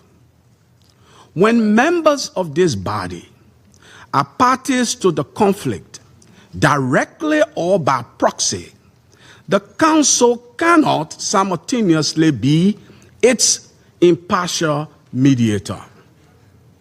Credible mediation further requires that all actors with influence over the outcome, whether state or non-state, be held to the same standard of engagement, and that no party be shielded from accountability by the protective architecture of this chamber. Where the Council is compromised by its own divisions, mediation leadership must be formally referred to the Secretary General's good offices. That referral preserves the Council's oversight role while restoring the impartiality that mediation demands. On freedom of navigation and energy security, both imperiled by the current instability, only a sustained political process of this kind, with gratitude to Pakistan, can provide the durable guarantees that maritime and commercial actors require. No naval deployment substitutes for a negotiated agreement. Mr. President, peace is never an elegant formula. It is often difficult and a messy series of concessions that leave everyone truly exhausted but alive. And that is infinitely preferable, even when imperfect, to the alternative, war. This Council has spent 28 sessions, as I said in the opening of my statement, managing the architecture of war. Colombia has convened us today to begin designing something different, bold, even daring, and creative toward a just and lasting peace, not only in the Middle East, but across our world.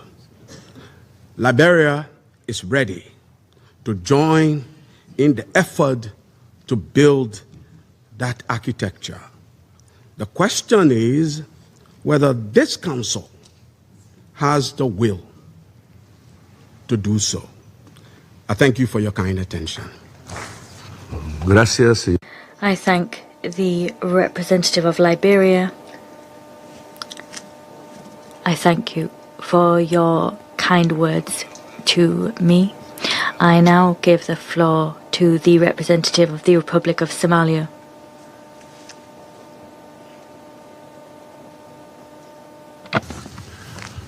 President, allow me to begin by commending the Colombian presidency for its leadership in convening this signature event.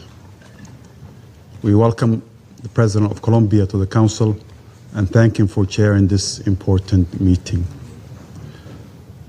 The initiative to place the question of mediation and long-term solutions in the Middle East at the forefront of the Council's agenda is not only welcomed, but urgently needed.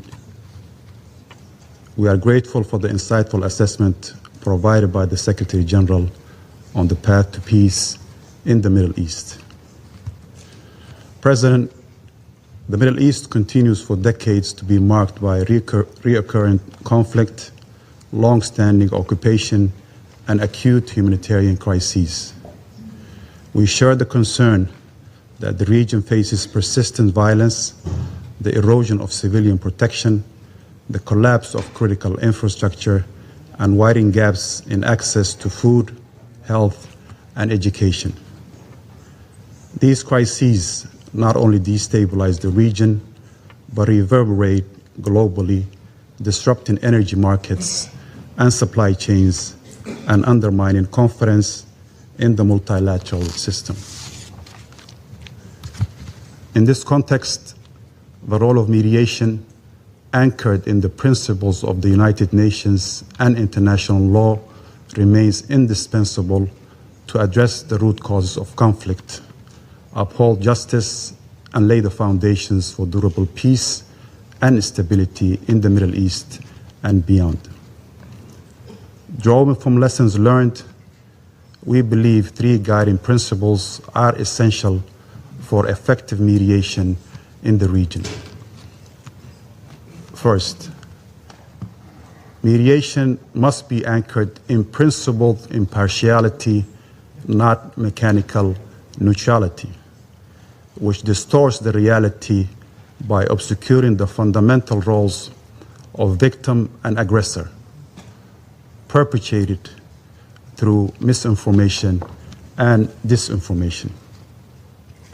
Nowhere is this evident than in the occupied Palestinian territory. Mediation cannot be effective in an environment of profound power asymmetry, where one party is occupying power, in this case Israel, and the other, Palestine, is under occupation. Victim is not an aggressor, and an aggressor will never be a victim. This means accountability, openly identifying Israeli violations, whether annexation, collective punishment, or man-made famine or blockade, as obstacles to peace. Mediators must be guided by the fidelity to the UN Charter, Security Council resolutions, and fundamental human rights, in particular, the right of the Palestinians to live in their sovereign Palestinian states with Al-Quds al-Sharif as its capital. Impartiality must mean fairness to the process of justice, not equidistance between power and powerlessness.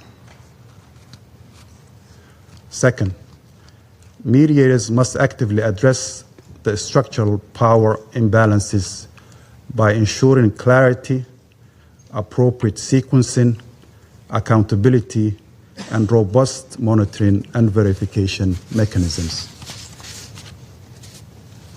Mediation cannot be effective if the obligation and expectation of each party are vague or ambiguous.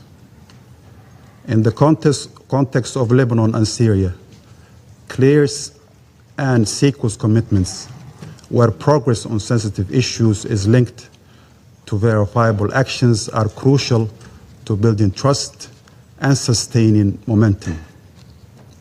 This approach must be complemented by independent monitoring, transparent reporting, and impartial verification so that all parties are held to account at every stage, including the full implementation of Resolution 1701 and the 1974 Disengagement Agreement. Israel must withdraw immediately and unconditionally from occupied territories in Syria and Lebanon. Without such commitment and clarity in sequencing and oversight, mediation risks entrenching the status quo or allowing backsliding rather than delivering justice and sustainable peace. Third, mediation must strive for a comprehensive end of conflict solutions. Incremental or step-by-step approaches have too often allowed the root causes of conflict and long-standing occupation to deepen. Only holistic, binding agreements that address the full spectrum of issues, territory, governance, security, rights, can prevent the ongoing fragmentation and suffering that persist through piecemeal arrangements. Comprehensive frameworks are essential to achieving just and lasting peace in the Middle East. In that context, we welcome all efforts, all mediators, including Pakistan, in de-escalation and guaranteeing the freedom of navigation and ceasefire in the Middle East.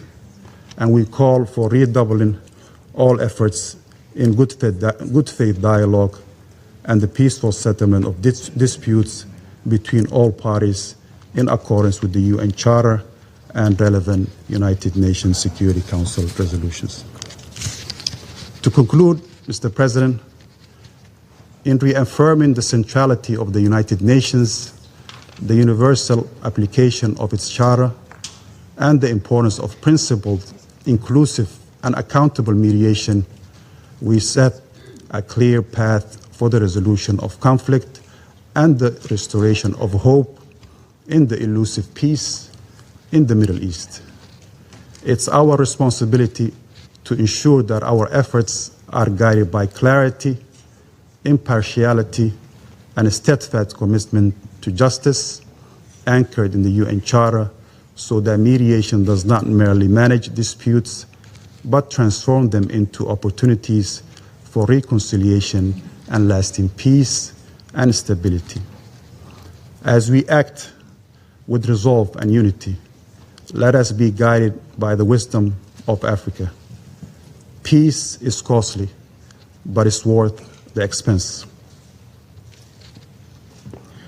Our delegation is committed to the investment in good faith mediation, robust oversight, and principled impartiality, which will yield dividends not only for the peoples of the region, but for the security and dignity of the world. I thank you, Mr. President. Gracias. I thank the representative of Somalia. I now give the floor to the representative of Greece. You have the floor, Madam. Presidente, y le doy la bienvenida. I wish to welcome to the Council, well, indeed, welcome you to the Council today. And we welcome the Secretary General's insightful assessment.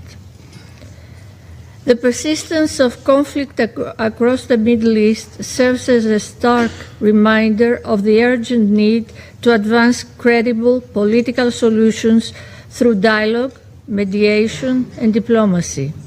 Ongoing conflicts, humanitarian crises, and rising regional tensions continue to inflict immense suffering on civilians. And let's not forget the devastating effects they have on our children. Their consequences are increasingly felt beyond the region, affecting trade, energy security, and economic stability. In this regard, we reaffirm our strong support for the efforts of the United Nations together with regional partners to reduce tensions and promote negotiated solutions. Effective mediation requires sustained political commitment from the concerned parties, regional support, and coordinated international engagement. Mr. President, Greece's vision for the Middle East is one anchored in peaceful coexistence, mutual respect, and regional cooperation free from the scourge of terrorism or the threat of nuclear weapons. When not overshadowed by the specter of nuclear weapons, but instead placed at the service of humanity, nuclear technology can illuminate homes, advance medicine, strengthen food security, and drive innovation. Its promise, however, must remain firmly anchored in the principles of the Treaty of the Non-Proliferation of Nuclear Weapons, the safeguards of IAEA, and the broader framework that underpins international confidence and security. Against this backdrop, Iran carries a particular responsibility. Confidence cannot be built on ambiguity. It requires openness, transparency, and sustained verifiable cooperation with the agency. The objective of diplomacy, however, should be more ambitious than merely avoiding proliferation. It should help create the conditions for a Middle East in which Iran, alongside its neighbors, contributes to a future shaped by cooperation, economic opportunity, and shared security rather than recurring cycles of confrontation. Perhaps, most importantly, the vision of Middle East at peace starts with Israel and Palestine. Greece has consistently called for the implementation of the two-state solution. Israel and a sovereign, viable Palestinian state must finally be able to live side by side in peace, security, and mutual recognition in accordance with international law and relevant United Nations resolutions. Gaza must never again be allowed to serve as a platform for terrorism, including by Hamas. Settler violence and settlement expansion in the West Bank are unacceptable and must cease immediately. Last but not least, the preservation and the respect of the status quo of the holy sites in East Jerusalem remains of paramount importance. Imagine a Lebanon which is fully relieved of the destabilizing threat posed by Hezbollah and other non-state armed actors, with the authority of its state restored across its entire territory. At the same time, Israel must refrain from further military operations and territorial incursions into Lebanese territory, which risk escalating tensions and undermining prospects for a durable political solution. The full implementation of the cessation of hostilities arrangements, the continuation of bilateral talks, and the strengthening of the LAF and other state institutions is essential. In Syria, a path towards stability, security, and prosperity can only emerge through a genuinely inclusive political process in line with Resolution 2254. Our vision involves a Syria which is united and sovereign, whose territorial integrity is intact, a country where all Syrians, regardless of their ethnic or religious background, can participate in shaping their future. In conclusion, Mr. President, mediation and dialogue remain the only pathways for achieving durable political solutions. Our collective efforts must be guided by a shared and unwavering vision of a Middle East where sovereign states coexist peacefully, terrorist organizations no longer undermine security and stability, disputes are resolved through diplomacy rather than force, and future generations can live in security, dignity, and prosperity. The Security Council, but also the wider international community, share a common responsibility in advancing dialogue, reinforcing mediation efforts, and shaping a future defined by peace, stability, and cooperation. And let's be clear, all these necessary efforts will only bear fruits when based on international law, the UN Charter, and the relevant Security Council resolutions that continue to be our only compass in this journey through rough waters. Time is of essence. I thank you. Gracias. I thank you, representative of Greece. I now give the floor to the representative of the United States. thank the Secretary General for his briefing. To begin, the United States condemns any anti-Semitic rhetoric and any comments that reduce the atrocities of the Holocaust. Colleagues, these conflicts in the Middle East demand real solutions and political capital, not recycled failed approaches. The United States, under President Trump, has brought a new approach to the region, both in our own efforts and in the Security Council. It is this action-based approach that has achieved real results. The lesson is clear. Debates, discussions, and mediation can lead to success, provided they are tied to concrete political arrangements and sustained international commitment. In Gaza, this council moved beyond rhetoric and endorsed a comprehensive political framework aimed at ending the conflict with its historic Resolution 2803, endorsing President Trump's comprehensive peace plan. That framework has facilitated humanitarian assistance, secured the release of all hostages held by Hamas and their remains, and established a realistic pathway towards long-term stability through the Board of Peace and the National Committee for the Administration of Gaza. In Lebanon, President Trump's leadership brokered historic talks between the government of Israel and Lebanon. Durable peace requires that sovereign governments, not terrorist proxies, exercise control over their territory. Israel and Lebanon announced a ceasefire on June 3rd. We look forward to that agreement's full implementation and continued negotiations toward a more comprehensive peace agreement. On Syria, following President Trump's historic decision to lift U.S. sanctions on Syria, this council first delisted Syrian presidents al-Shura and then HTSs from the 1267 ISIL and al-Qaeda sanctions regime. Our bold actions recognize Syria's transition to a new chapter.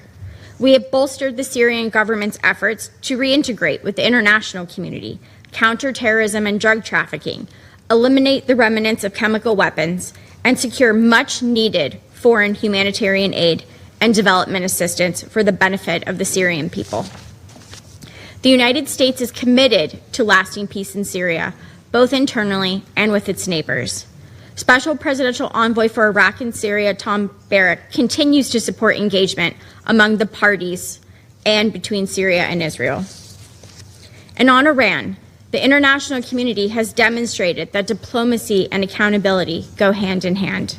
The Security Council's sanctions, architecture, and snapback mechanism were created precisely because dialogue without consequences failed to prevent destabilizing behavior. Effective diplomacy requires leverage, credibility, and enforcement. We must recognize a simple truth.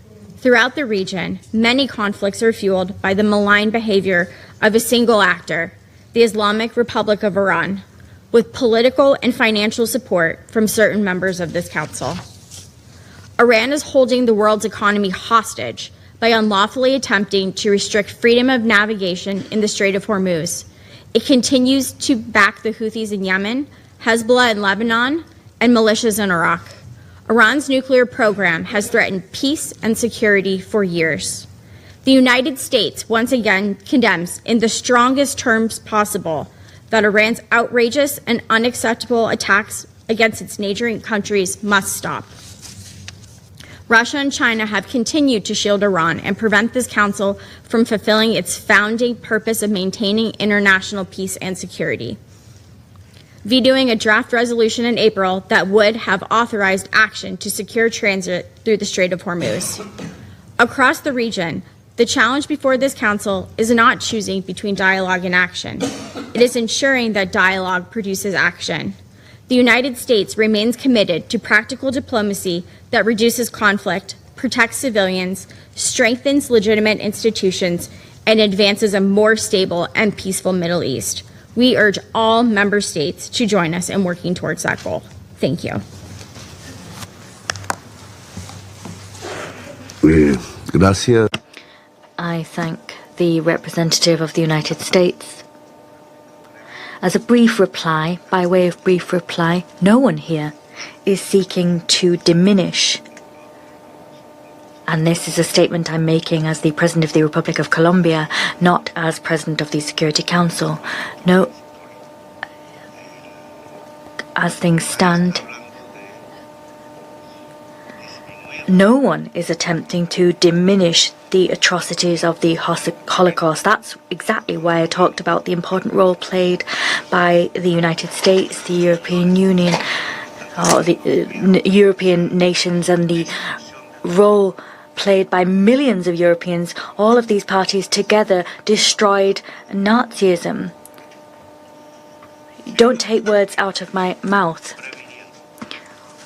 What I'm doing is ensuring that the Second World War, the Holocaust, which gave rise to this institution to guard against those horrors, I'm trying to ensure that there is no now Holocaust of the people of the Third World. That's what I'm warning against, and that's what I'm trying to prevent. Now, my second point, of course, we champion the dialogue between civilizations. I applauded the efforts of President Trump in Gaza. Finally. But what's happening is we're seeing a failure. And I hope you take note of what I'm about to say. Dialogue between civilizations does not involve eliminating a civilization. There is no such thing as malign civilizations, wicked civilizations. The discussion between good and evil that I translate into terms of life energies or dark energies waging a struggle against life, wars being waged against our humanity and beyond. What I'm saying is civilizations all need to come together and engage in dialogue. There can be no chosen people of God. That's a monotheistic tenet. Rather, all of humankind are chosen by God. That discussion's been held since time immemorial, and we've had giants discussing different tenets, and this belief that there's a chosen people is what's perhaps brought us to war. But we need to sit down. There's no such thing, like I said, as a wicked civilization. Everyone is part of the people of God. We need to sit down and talk together. There's this nuclear risk that's been hovering over us for decades. For decades, or decades ago in this organization, steps were taken to gradually eliminate nuclear weapons, and that's still a process going on. Those that have, there's not really a discussion to be had about who should have nuclear weapons and who shouldn't. No one should have them. What's happening is those with money are subjugating those that don't in a non-democratic way with their nuclear weapons. And this whole thesis can be applied to what's happening in the Middle East today. And we need negotiations. If you demand that one nation doesn't have nuclear weapons, well, that's all well and good, but no one should have nuclear weapons. It shouldn't be a prohibition placed on one nation. This construction of two states, Israel and a free Palestine, they should be sovereign states, both of them, and that their civilizations should be respected, and the Palestinian civilization shouldn't be rooted out to build peace. The Israeli people also built a civilization, and both civilizations are crucial and should be protected. And that's why I believe that in Latin America we don't use missiles, we don't attack boats as happened in Colombia. Caracas, of course, has been the victim of missiles. In fact, I think the first that was dropped on us was in Caracas. We're not talking about missiles, we should talk about dialogue. Civilizations should talk to each other and should not be exterminated or annihilated. And that's what I talked about personally with Donald Trump, a pact for freedom, life and democracy. Freedom is the watchword that should govern and does govern all American peoples. There was my reply by way of aside. I now continue with the speakers list and give the floor to the representative of Bahrain. Bahrain. I don't think anyone should be impeded, incidentally, from taking the floor. Qatar, United Arab Emirates, Bahrain. No one should be led to a state of gridlock because of a war in the Gulf. Iran, Cuba, Venezuela, because that causes violence between the peoples. Everyone should be free. Bahrain, you have the floor.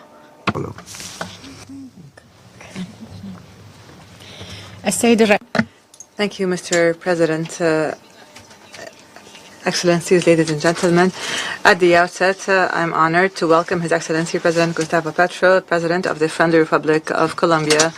We extend our sincere thanks to Colombia for convening this high-level open debate at a time of great sensitivity and complexity.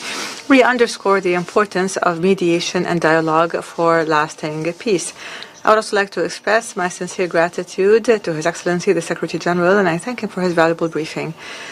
Mr. President, the Kingdom of Bahrain, under the leadership of His Majesty King Hamad bin Isa Al Khalifa, King of the Kingdom of Bahrain, may God protect him, and guided by His Royal Highness Prince Salman bin Hamad Al Khalifa, the Crown Prince and Prime Minister, may God protect him. The Kingdom of Bahrain reaffirms its firm commitment to the purposes and principles of the Charter of the United Nations. Foremost among them is the peaceful settlement of disputes, respect for the sovereignty of states, and the promotion of political dialogue as the optimal path to the achievement of security, stability, and sustainable development regionally and internationally. This also includes support for mediation efforts and confidence building among conflicting parties through the promotion of dialogue and diplomatic solutions. Issues in the Middle East, especially the Palestinian cause, remain at the forefront of the Security Council's priorities. The region faces complex and interlinked challenges that require strengthening preventive mediation mechanisms and multilateral diplomacy in order to address the root causes of conflict, prevent their escalation, and end conflict to achieve sustainable peace. The Kingdom of Bahrain reaffirms its unwavering support for the legitimate rights of the brotherly Palestinian people, particularly the right to self-determination and the right to establish their independent sovereign state on the borders of 4 June 1967 with East Jerusalem as its capital, in accordance with the Arab Peace Initiative and relevant international resolutions. The Kingdom of Bahrain renews its affirmation of the legal centrality of UN Resolution 2803, adopted in 2025, in seeking to achieve peace in the Gaza Strip. We also note the esteemed participation of His Majesty the King, may God protect him, in the inaugural meeting of the Board of Peace in the U.S. capital, Washington, D.C., under the chairmanship of His Excellency U.S. President Donald Trump. This participation reflects the Kingdom of Bahrain's steadfast commitment to dialogue and preventive diplomacy. It embodies the comprehensive royal vision of coexistence and tolerance, from which emerged the initiatives of the 33rd Arab Summit under His Majesty's presidency to support the right of the brotherly Palestinian people to establish their independent state, alongside the Kingdom's continued provision of educational and medical support to those affected. Mr. President, the Kingdom of Bahrain and the members of the Gulf Cooperation Council and the Hashemite Kingdom continue to be the subject of unlawful attacks by the Islamic Republic of Iran, which uses ballistic missiles and unmanned aerial vehicles in highly premeditated operations that are highly accurate, targeting infrastructure, vital facilities, residential areas, diplomatic premises, airports, energy facilities, factories, and universities. These attacks have caused major losses in life and in material property, reflecting the aggressive Iranian intentions towards our peaceful nations. However, the efficiency and readiness of the armed forces and air defense systems have allowed us to confront these attacks with a high level of professionalism and has contributed to neutralizing the threat and mitigating its effect and protecting lives, facilities, and vital capacities.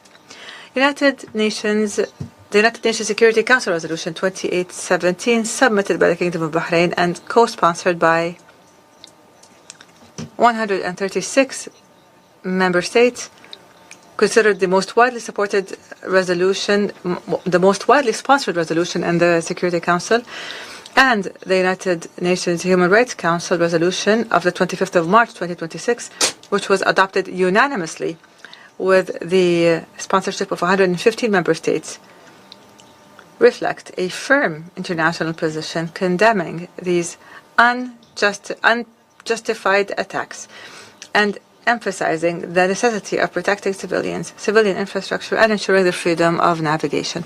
The consequences of Iranian attacks and practices extend beyond the borders of the targeted states to affect the security and stability of the entire region.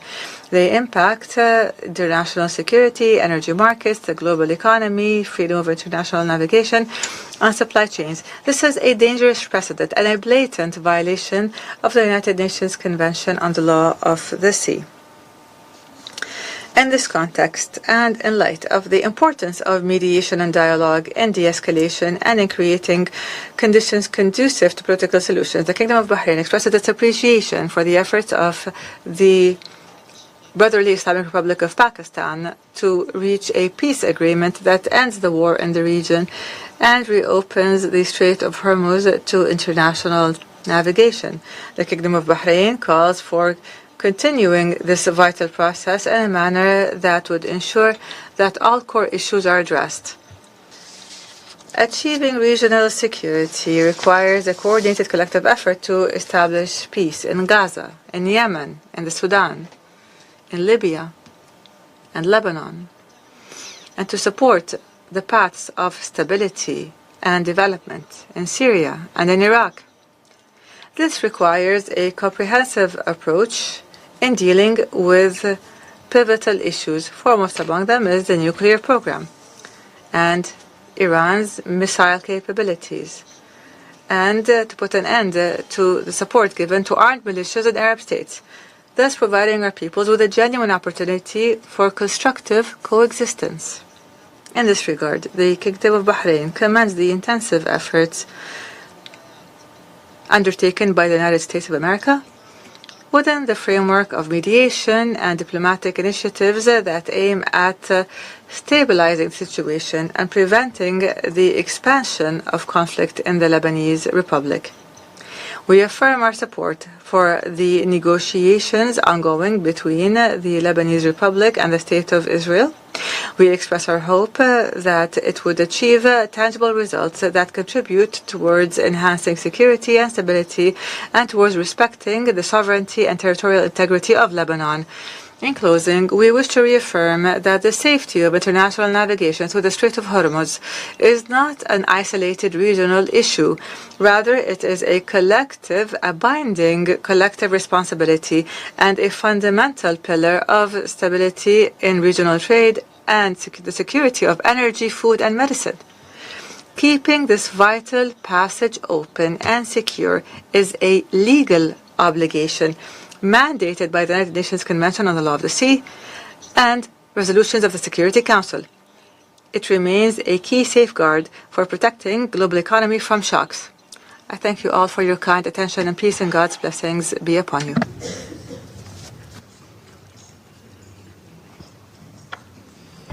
Gracias, señor. Thank you, distinguished representative of Bahrain.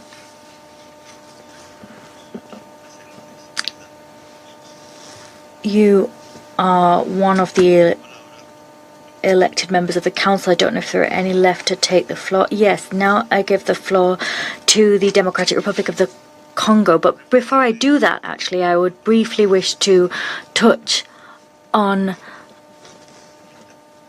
words from some words that were spoken earlier. In the story of the Bible. Here I'm talking about as the representative of Colombia. Now, Sem appeared in the Bible and that needs to be understood. Now, I can give the floor to the representative of the Democratic Republic of the Congo. Monsieur le Président. Thank you, Mr. President. My delegation pays its respectful homage to His Excellency, Mr. Gustavo Petro, President of the Republic of Colombia, and expresses his gratitude to him for the honor he has kindly bestowed on the Council by enhancing today's deliberations with is the importance of calm political leadership and the importance of using our words responsibly. It is incumbent on all of us here to be mindful of that and to be mindful of our words and the impact they have. And it's incumbent on all of us to unite in defence of human dignity and the rule of law. Turning to the topic of today's debate, Ireland aligns with the statement of the European Union and the statement delivered by Kuwait on behalf of members of the core group of shared commitments on UNRWA. Mr. President, as entrenched conflicts in the Middle East region endure, new fronts emerge, we must urgently advance efforts that address the root cause of these conflicts.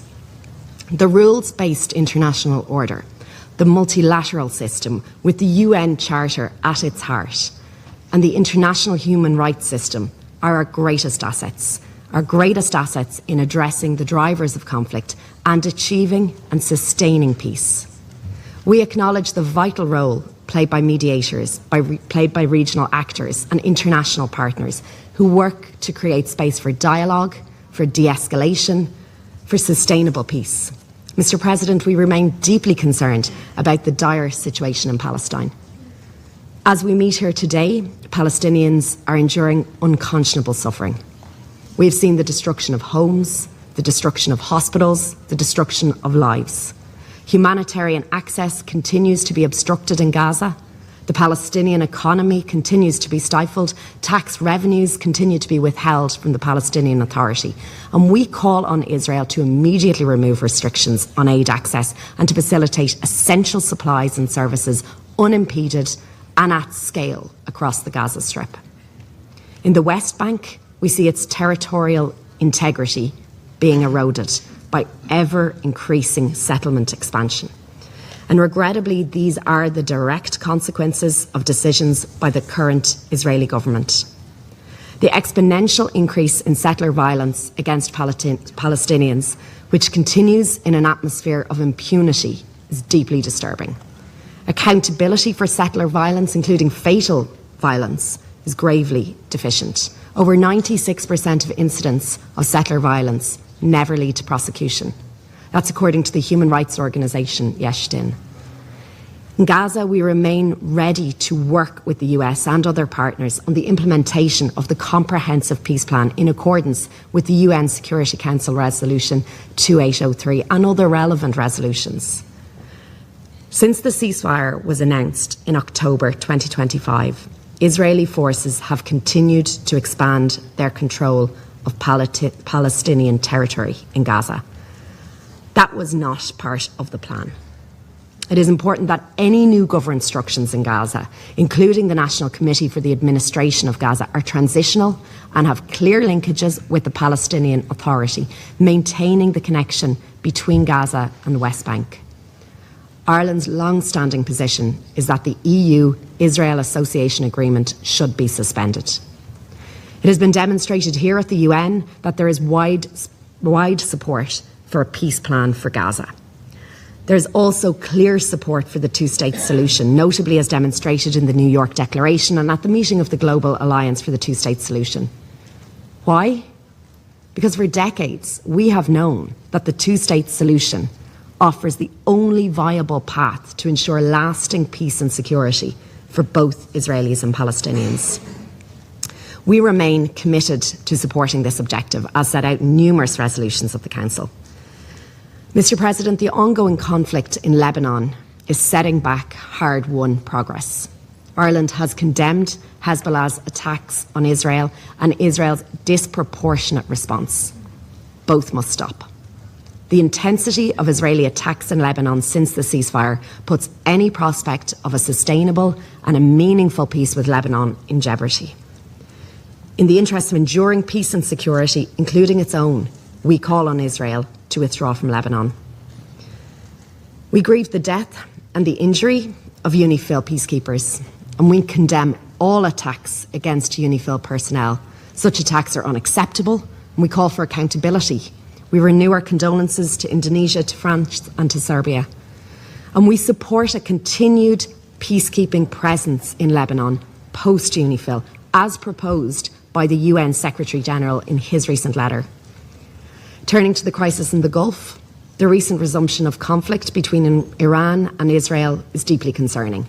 And we hope that dialogue and diplomacy can lead to a negotiated outcome that will bring to an end the conflict in the Gulf, to reopen the Strait of Hormuz to global shipping, and to address the range of regional security issues. But above all else, civilians must be protected. We urge all sides to exercise maximum constraint. We urge those with influence to use it constructively and to support diplomatic efforts underway to reach a lasting outcome. Thank you, Mr. President. Bien. Gracias. Thank you to the representative of Ireland. We now continue with, do excuse my pronunciation, we continue with Her Excellency Ms. Uti Holopainen, the Undersecretary of State for Finland. President, we thank the Colombian Presidency for convening this important debate. The need for dialogue and mediation in the Middle East is urgent. Conflicts in the Middle East have caused immeasurable suffering to millions. Innocent civilians continue to bear the brunt of violence, evident in the ongoing crisis in the occupied Palestinian territory, Lebanon and Yemen, among others. The ceasefire agreement brokered by the United States between Lebanon and Israel gives renewed hope for lasting peace and security. We commend the United States' role in this regard and call for the direct negotiations to continue. We urge all parties to exercise maximum restraint, fully respect the ceasefire, avoid escalation, and ensure the protection of civilians. Hezbollah must halt its attacks, and Israel must respect Lebanon's sovereignty. We all know how peace can be fragile. International law, including the UN Charter and international humanitarian law, is the true foundation for lasting peace. And yet, the United Nations itself is targeted in multiple ways, also in the Middle East. Recently, we mourned the death of the 7th UNIFIL peacekeeper in Lebanon this spring due to mortar fire. Our thoughts are with his family, friends, and the entire UNIFIL community. Attacks on UN peacekeepers are serious violations of international humanitarian law. We must ensure the safety and security of UN personnel at all times. President, Your Excellencies, amid these challenges, we reaffirm our commitment to advancing a peaceful resolution to the Israeli-Palestinian conflict based on the two-state solution. Achieving this requires genuine dialogue, mutual recognition, and the political will to find solutions. The New York Declaration provides a stepping stone for initiating this much-needed dialogue. We encourage the Security Council to endorse it and support efforts aimed at facilitating peace talks. President, Finland has consistently advocated for inclusive dialogue that encompasses diverse voices from the region and from the local level. We need sustainable solutions that reflect the aspirations and needs of whole communities affected by the conflicts. In conclusion, let us remain steadfast in our pursuit of peace. Dialogue is vital for transforming the current landscape of conflict into one of hope and cooperation. Together, we can build a future where all people in the Middle East can thrive in safety and dignity. I thank you. Gracias, señor. I thank the representative of Finland. We now continue with our speakers list with Mr. Kyung-Chu Lee, Special Representative for Middle East Peace of the Republic of Korea. Thank you, Mr. President. We greatly appreciate the initiative by the Colombian Presidency of the Security Council in organizing this most timely debate. The recent situation in the Middle East, marked by armed conflict and military tension, has had far-reaching ramifications that extend well beyond the region to impact the entire world. It is all the more worrying that the most vulnerable links in the global chain of relations are being hit the hardest. Furthermore, we must confront the newly emerging reality of the dynamics that the digital-based advanced economies are neither self-reliant nor immune to supply disruptions of the traditional foundational sectors of the global economy, such as petroleum and shipping. These developments remind us of the indispensable value of the principle of the Pacific settlement of disputes as stipulated in Chapter 6 of the UN Charter and reaffirmed by relevant UN Security Council resolutions, most recently Resolution 2788 of July last year. And perhaps they have not been utilized as fully as they should have been, which can be largely explained by the geopolitical challenges of unprecedented intensity in recent years. Focusing on the Middle East, the Security Council has been able to deliver such significant results as Resolution 2803 on Gaza and Resolution 2817 on the Gulf and the Strait of Hormuz, even in the midst of the challenging atmosphere. Although not without imperfections, these texts essentially serve as authoritative rules and norms by which each party is expected to be bound. And it is meaningful that they are also the culmination of active mediation efforts by key countries concerned. Prioritizing civilian protection is critical to prevent escalating conflicts. In this regard, the government of the Republic of Korea expresses its deep concern, particularly over the civilian casualties caused by the recent conflict in the Middle East, and reiterate our calls for strict compliance with international law, including international humanitarian law and human rights law. Moreover, given the potential risk of food shortages caused by conflict-related trade disruptions, we emphasize the need to maintain freedom of navigation and stable supply chains. Recognizing the international community shares the same concerns, we underscore the need for continued messaging within the UN framework, as it reflects the collective will of member states. It should also be noted that mediation and dialogue, while essential, work best when a firm and united Security Council serves as a backstop, ready to act if the need arises. Although member states may have different visions and approaches to peace in the Middle East, we share the ultimate goal of sustainable peace. Considering that lasting peace eventually advances our respective national peace and security, we should engage constructively in efforts to identify the best solutions and facilitate their implementation. Despite sharing the same goal, the fundamental reason we repeatedly face difficulties in resolving conflicts is a lack of trust. In this regard, I would like to draw your attention to the SHINE initiative, which stands for Stability, Harmony, Innovation, Network, and Education. Last November, the Korean government announced that this comprehensive vision for engagement with the Middle East aimed at building trust and contributing for lasting peace and shared prosperity across the region. The core message of the SHINE initiative is simple. It calls on countries to build trust by invigorating exchanges and dialogue in order to harmoniously pursue stability. Mr. President, no doubt the United Nations plays an irreplaceable role in international peace and security efforts. We also acknowledge the critical work of the Secretary General in bringing conflicts to the attention of the Security Council, appointing special envoys for specific issues, and expressing the UN's positions to the international community. The valuable endeavors of the UN and the Secretary General in this regard deserve full support from all member states. Thank you. Gracias. I thank the representative of the Republic of Korea. We now give the floor to the representative of Saudi Arabia. شكرا السيد الرئيس. Thank you, Mr. President. I'm honored to deliver the statement on behalf of the Arab Group.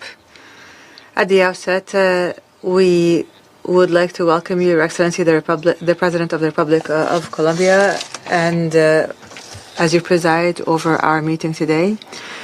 And we thank the Republic of Colombia for organizing this important session at a highly sensitive time for the Middle East region, a region which continues to face intertwined security, political, and humanitarian challenges that underscore the urgent need to strengthen the role of mediation, dialogue, and preventive diplomacy in maintaining international peace and security. The Arab Group affirms its firm commitment to the purposes and principles of the Charter of the United Nations and to the fundamental principles of the international order, foremost amongst which are respect for the sovereignty of states and their territorial integrity, non-interference in their internal affairs, and the peaceful settlement of disputes, and refraining from the threat or use of force. Allow me to mention the following points.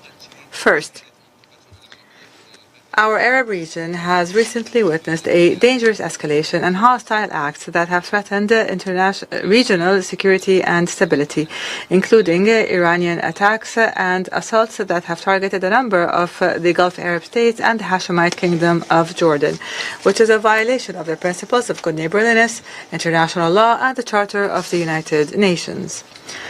The Arab Group reaffirms its rejection of any acts whose effect would be to undermine the security of states, threaten their stability, or expose their peoples and capabilities to danger. The Arab Group also emphasizes the importance of protecting vital civilian infrastructure and ensuring the security of international maritime routes and the freedom of navigation and global trade. This includes the freedom of navigation in the Strait of Hormuz and other strategic waterways in the region, given their vital importance to the global economy, energy security, and international supply chains. Second, the Arab Group commends the international efforts aimed at reviving the political process and achieving peace. We stress the importance of building upon the international momentum embodied in Security Council Resolution 2817, which was co-sponsored and supported by 136 states. This resolution is a clear indication of the international will that supports political solutions and the peaceful settlement of disputes in accordance with international law and relevant UN resolutions. Here, the Arab Group welcomes the ongoing diplomatic efforts that are aimed at reducing tensions in the region and in a way that would contribute to strengthening regional security and stability. The Arab Group values the efforts undertaken by the Islamic Republic of Pakistan in supporting dialogue and encouraging diplomatic solutions. Third, the Arab Group affirms that the Palestinian cause will remain the central issue of the Arab world and that achieving a just, comprehensive, and lasting peace in the Middle East remains contingent upon ending the Israeli occupation and enabling the Palestinian people to exercise their inalienable right to self-determination and to establish their independent, sovereign state on the lines of 4 June 1967, with East Jerusalem as their capital in accordance with international legitimacy resolutions and the Arab Peace Initiative. The Arab Group rejects all policies aimed at altering the demographic composition and character of the occupied Palestinian territories that have been occupied since 1967, including, among other things, the construction and expansion of settlements, the forced displacement of Palestinian civilians, which is a clear violation of Security Council resolutions, including Resolution 2334. We warn of the continued attacks on the legal and historic status quo in Jerusalem, particularly with regard to the Blessed Al-Aqsa Mosque and Al-Haram Al-Sharif.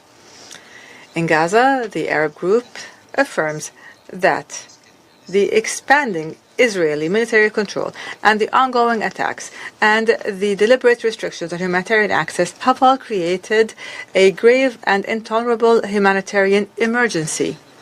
Civilians continue to suffer from the policies that deprive them of protection and basic services and the most basic necessities of life. In this regard, we stress the need to fully respect the principles reflected in Resolution 2803, including respect for the ceasefire, humanitarian access, non-occupation, non-annexation, and the non-displacement of the Palestinian people. We note that the ceasefire agreement that was achieved thanks to the intensive mediation efforts made by the Arab Republic of Egypt, the State of Qatar, and the United States of America, and the Republic of Turkey.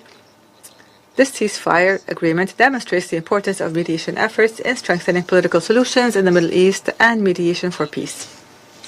Fourth, the ongoing and prolonged crises in the Arab region confirm that the challenges facing the region cannot be addressed separately or through military solutions. Rather, addressing them requires a coordinated collective effort that is based on dialogue, mediation, respect for international law, and addressing the root causes of conflict. The Arab group condemns the continued Israeli aggression against the sisterly Republic of Lebanon. We reiterate our complete rejection of any targeting of Lebanon's sovereignty and army. We express our sincere condolences and sympathy to the victims and their families and to the government and people of brotherly Lebanon following the death of Lebanese army officers while carrying out their national duty. The Arab group renews its absolute rejection of the targeting of a temporary position belonging to the UNIFIL in southern Lebanon, which resulted in the death of one soldier and the injury of others. The Arab group calls for intensifying international efforts aimed at ending conflict, protecting civilians, ensuring the unobstructed delivery of humanitarian aid, and supporting comprehensive political processes that lead to peace, stability, and sustainable development for the peoples of the region. We support the mediation efforts undertaken by the United States of America to de-escalate, and we welcome the initiative that was launched by the President of Lebanon and the negotiations that aim to put an end to hostilities and an end to the Israeli occupation. The Arab group condemns in the strongest of terms all Israeli incursions and repeated attacks against the territories of the Syrian Arab Republic. We consider them a flagrant violation of Syrian sovereignty and territorial integrity. They run counter to the Charter of the United Nations and the principles of international law, and they are a threat to Syria's security, stability, and they threaten peace and security in the region as a whole. The Arab group stresses the need for Israel to comply fully with the 1974 disengagement agreement. We demand an end to Israel's repeated violations, and we call for an immediate and unconditional withdrawal from the Syrian territories into which Israel has recently advanced, as well as from the occupied Syrian Golan. Fifth, the challenges facing our region impose upon the international community a shared responsibility, to promote a culture of dialogue, cooperation, and confidence building. Experience has demonstrated that lasting peace is not achieved through force, rather through genuine political will, a commitment to diplomacy and mediation, and respect for international law. In closing, the Arab group renews its commitment to work with the United Nations and all international and regional partners to strengthen international peace and security, to support political solutions to conflicts, and to build a Middle East that enjoys security, stability, development, and prosperity. I thank you, Mr. President. Gracias. I thank the representative of Saudi Arabia. We have a number of speakers left to hear. With the indulgence of members of the Council, I will now suspend this meeting until 3 p.m. this afternoon. The meeting is suspended, and we resume our work at 3 p.m.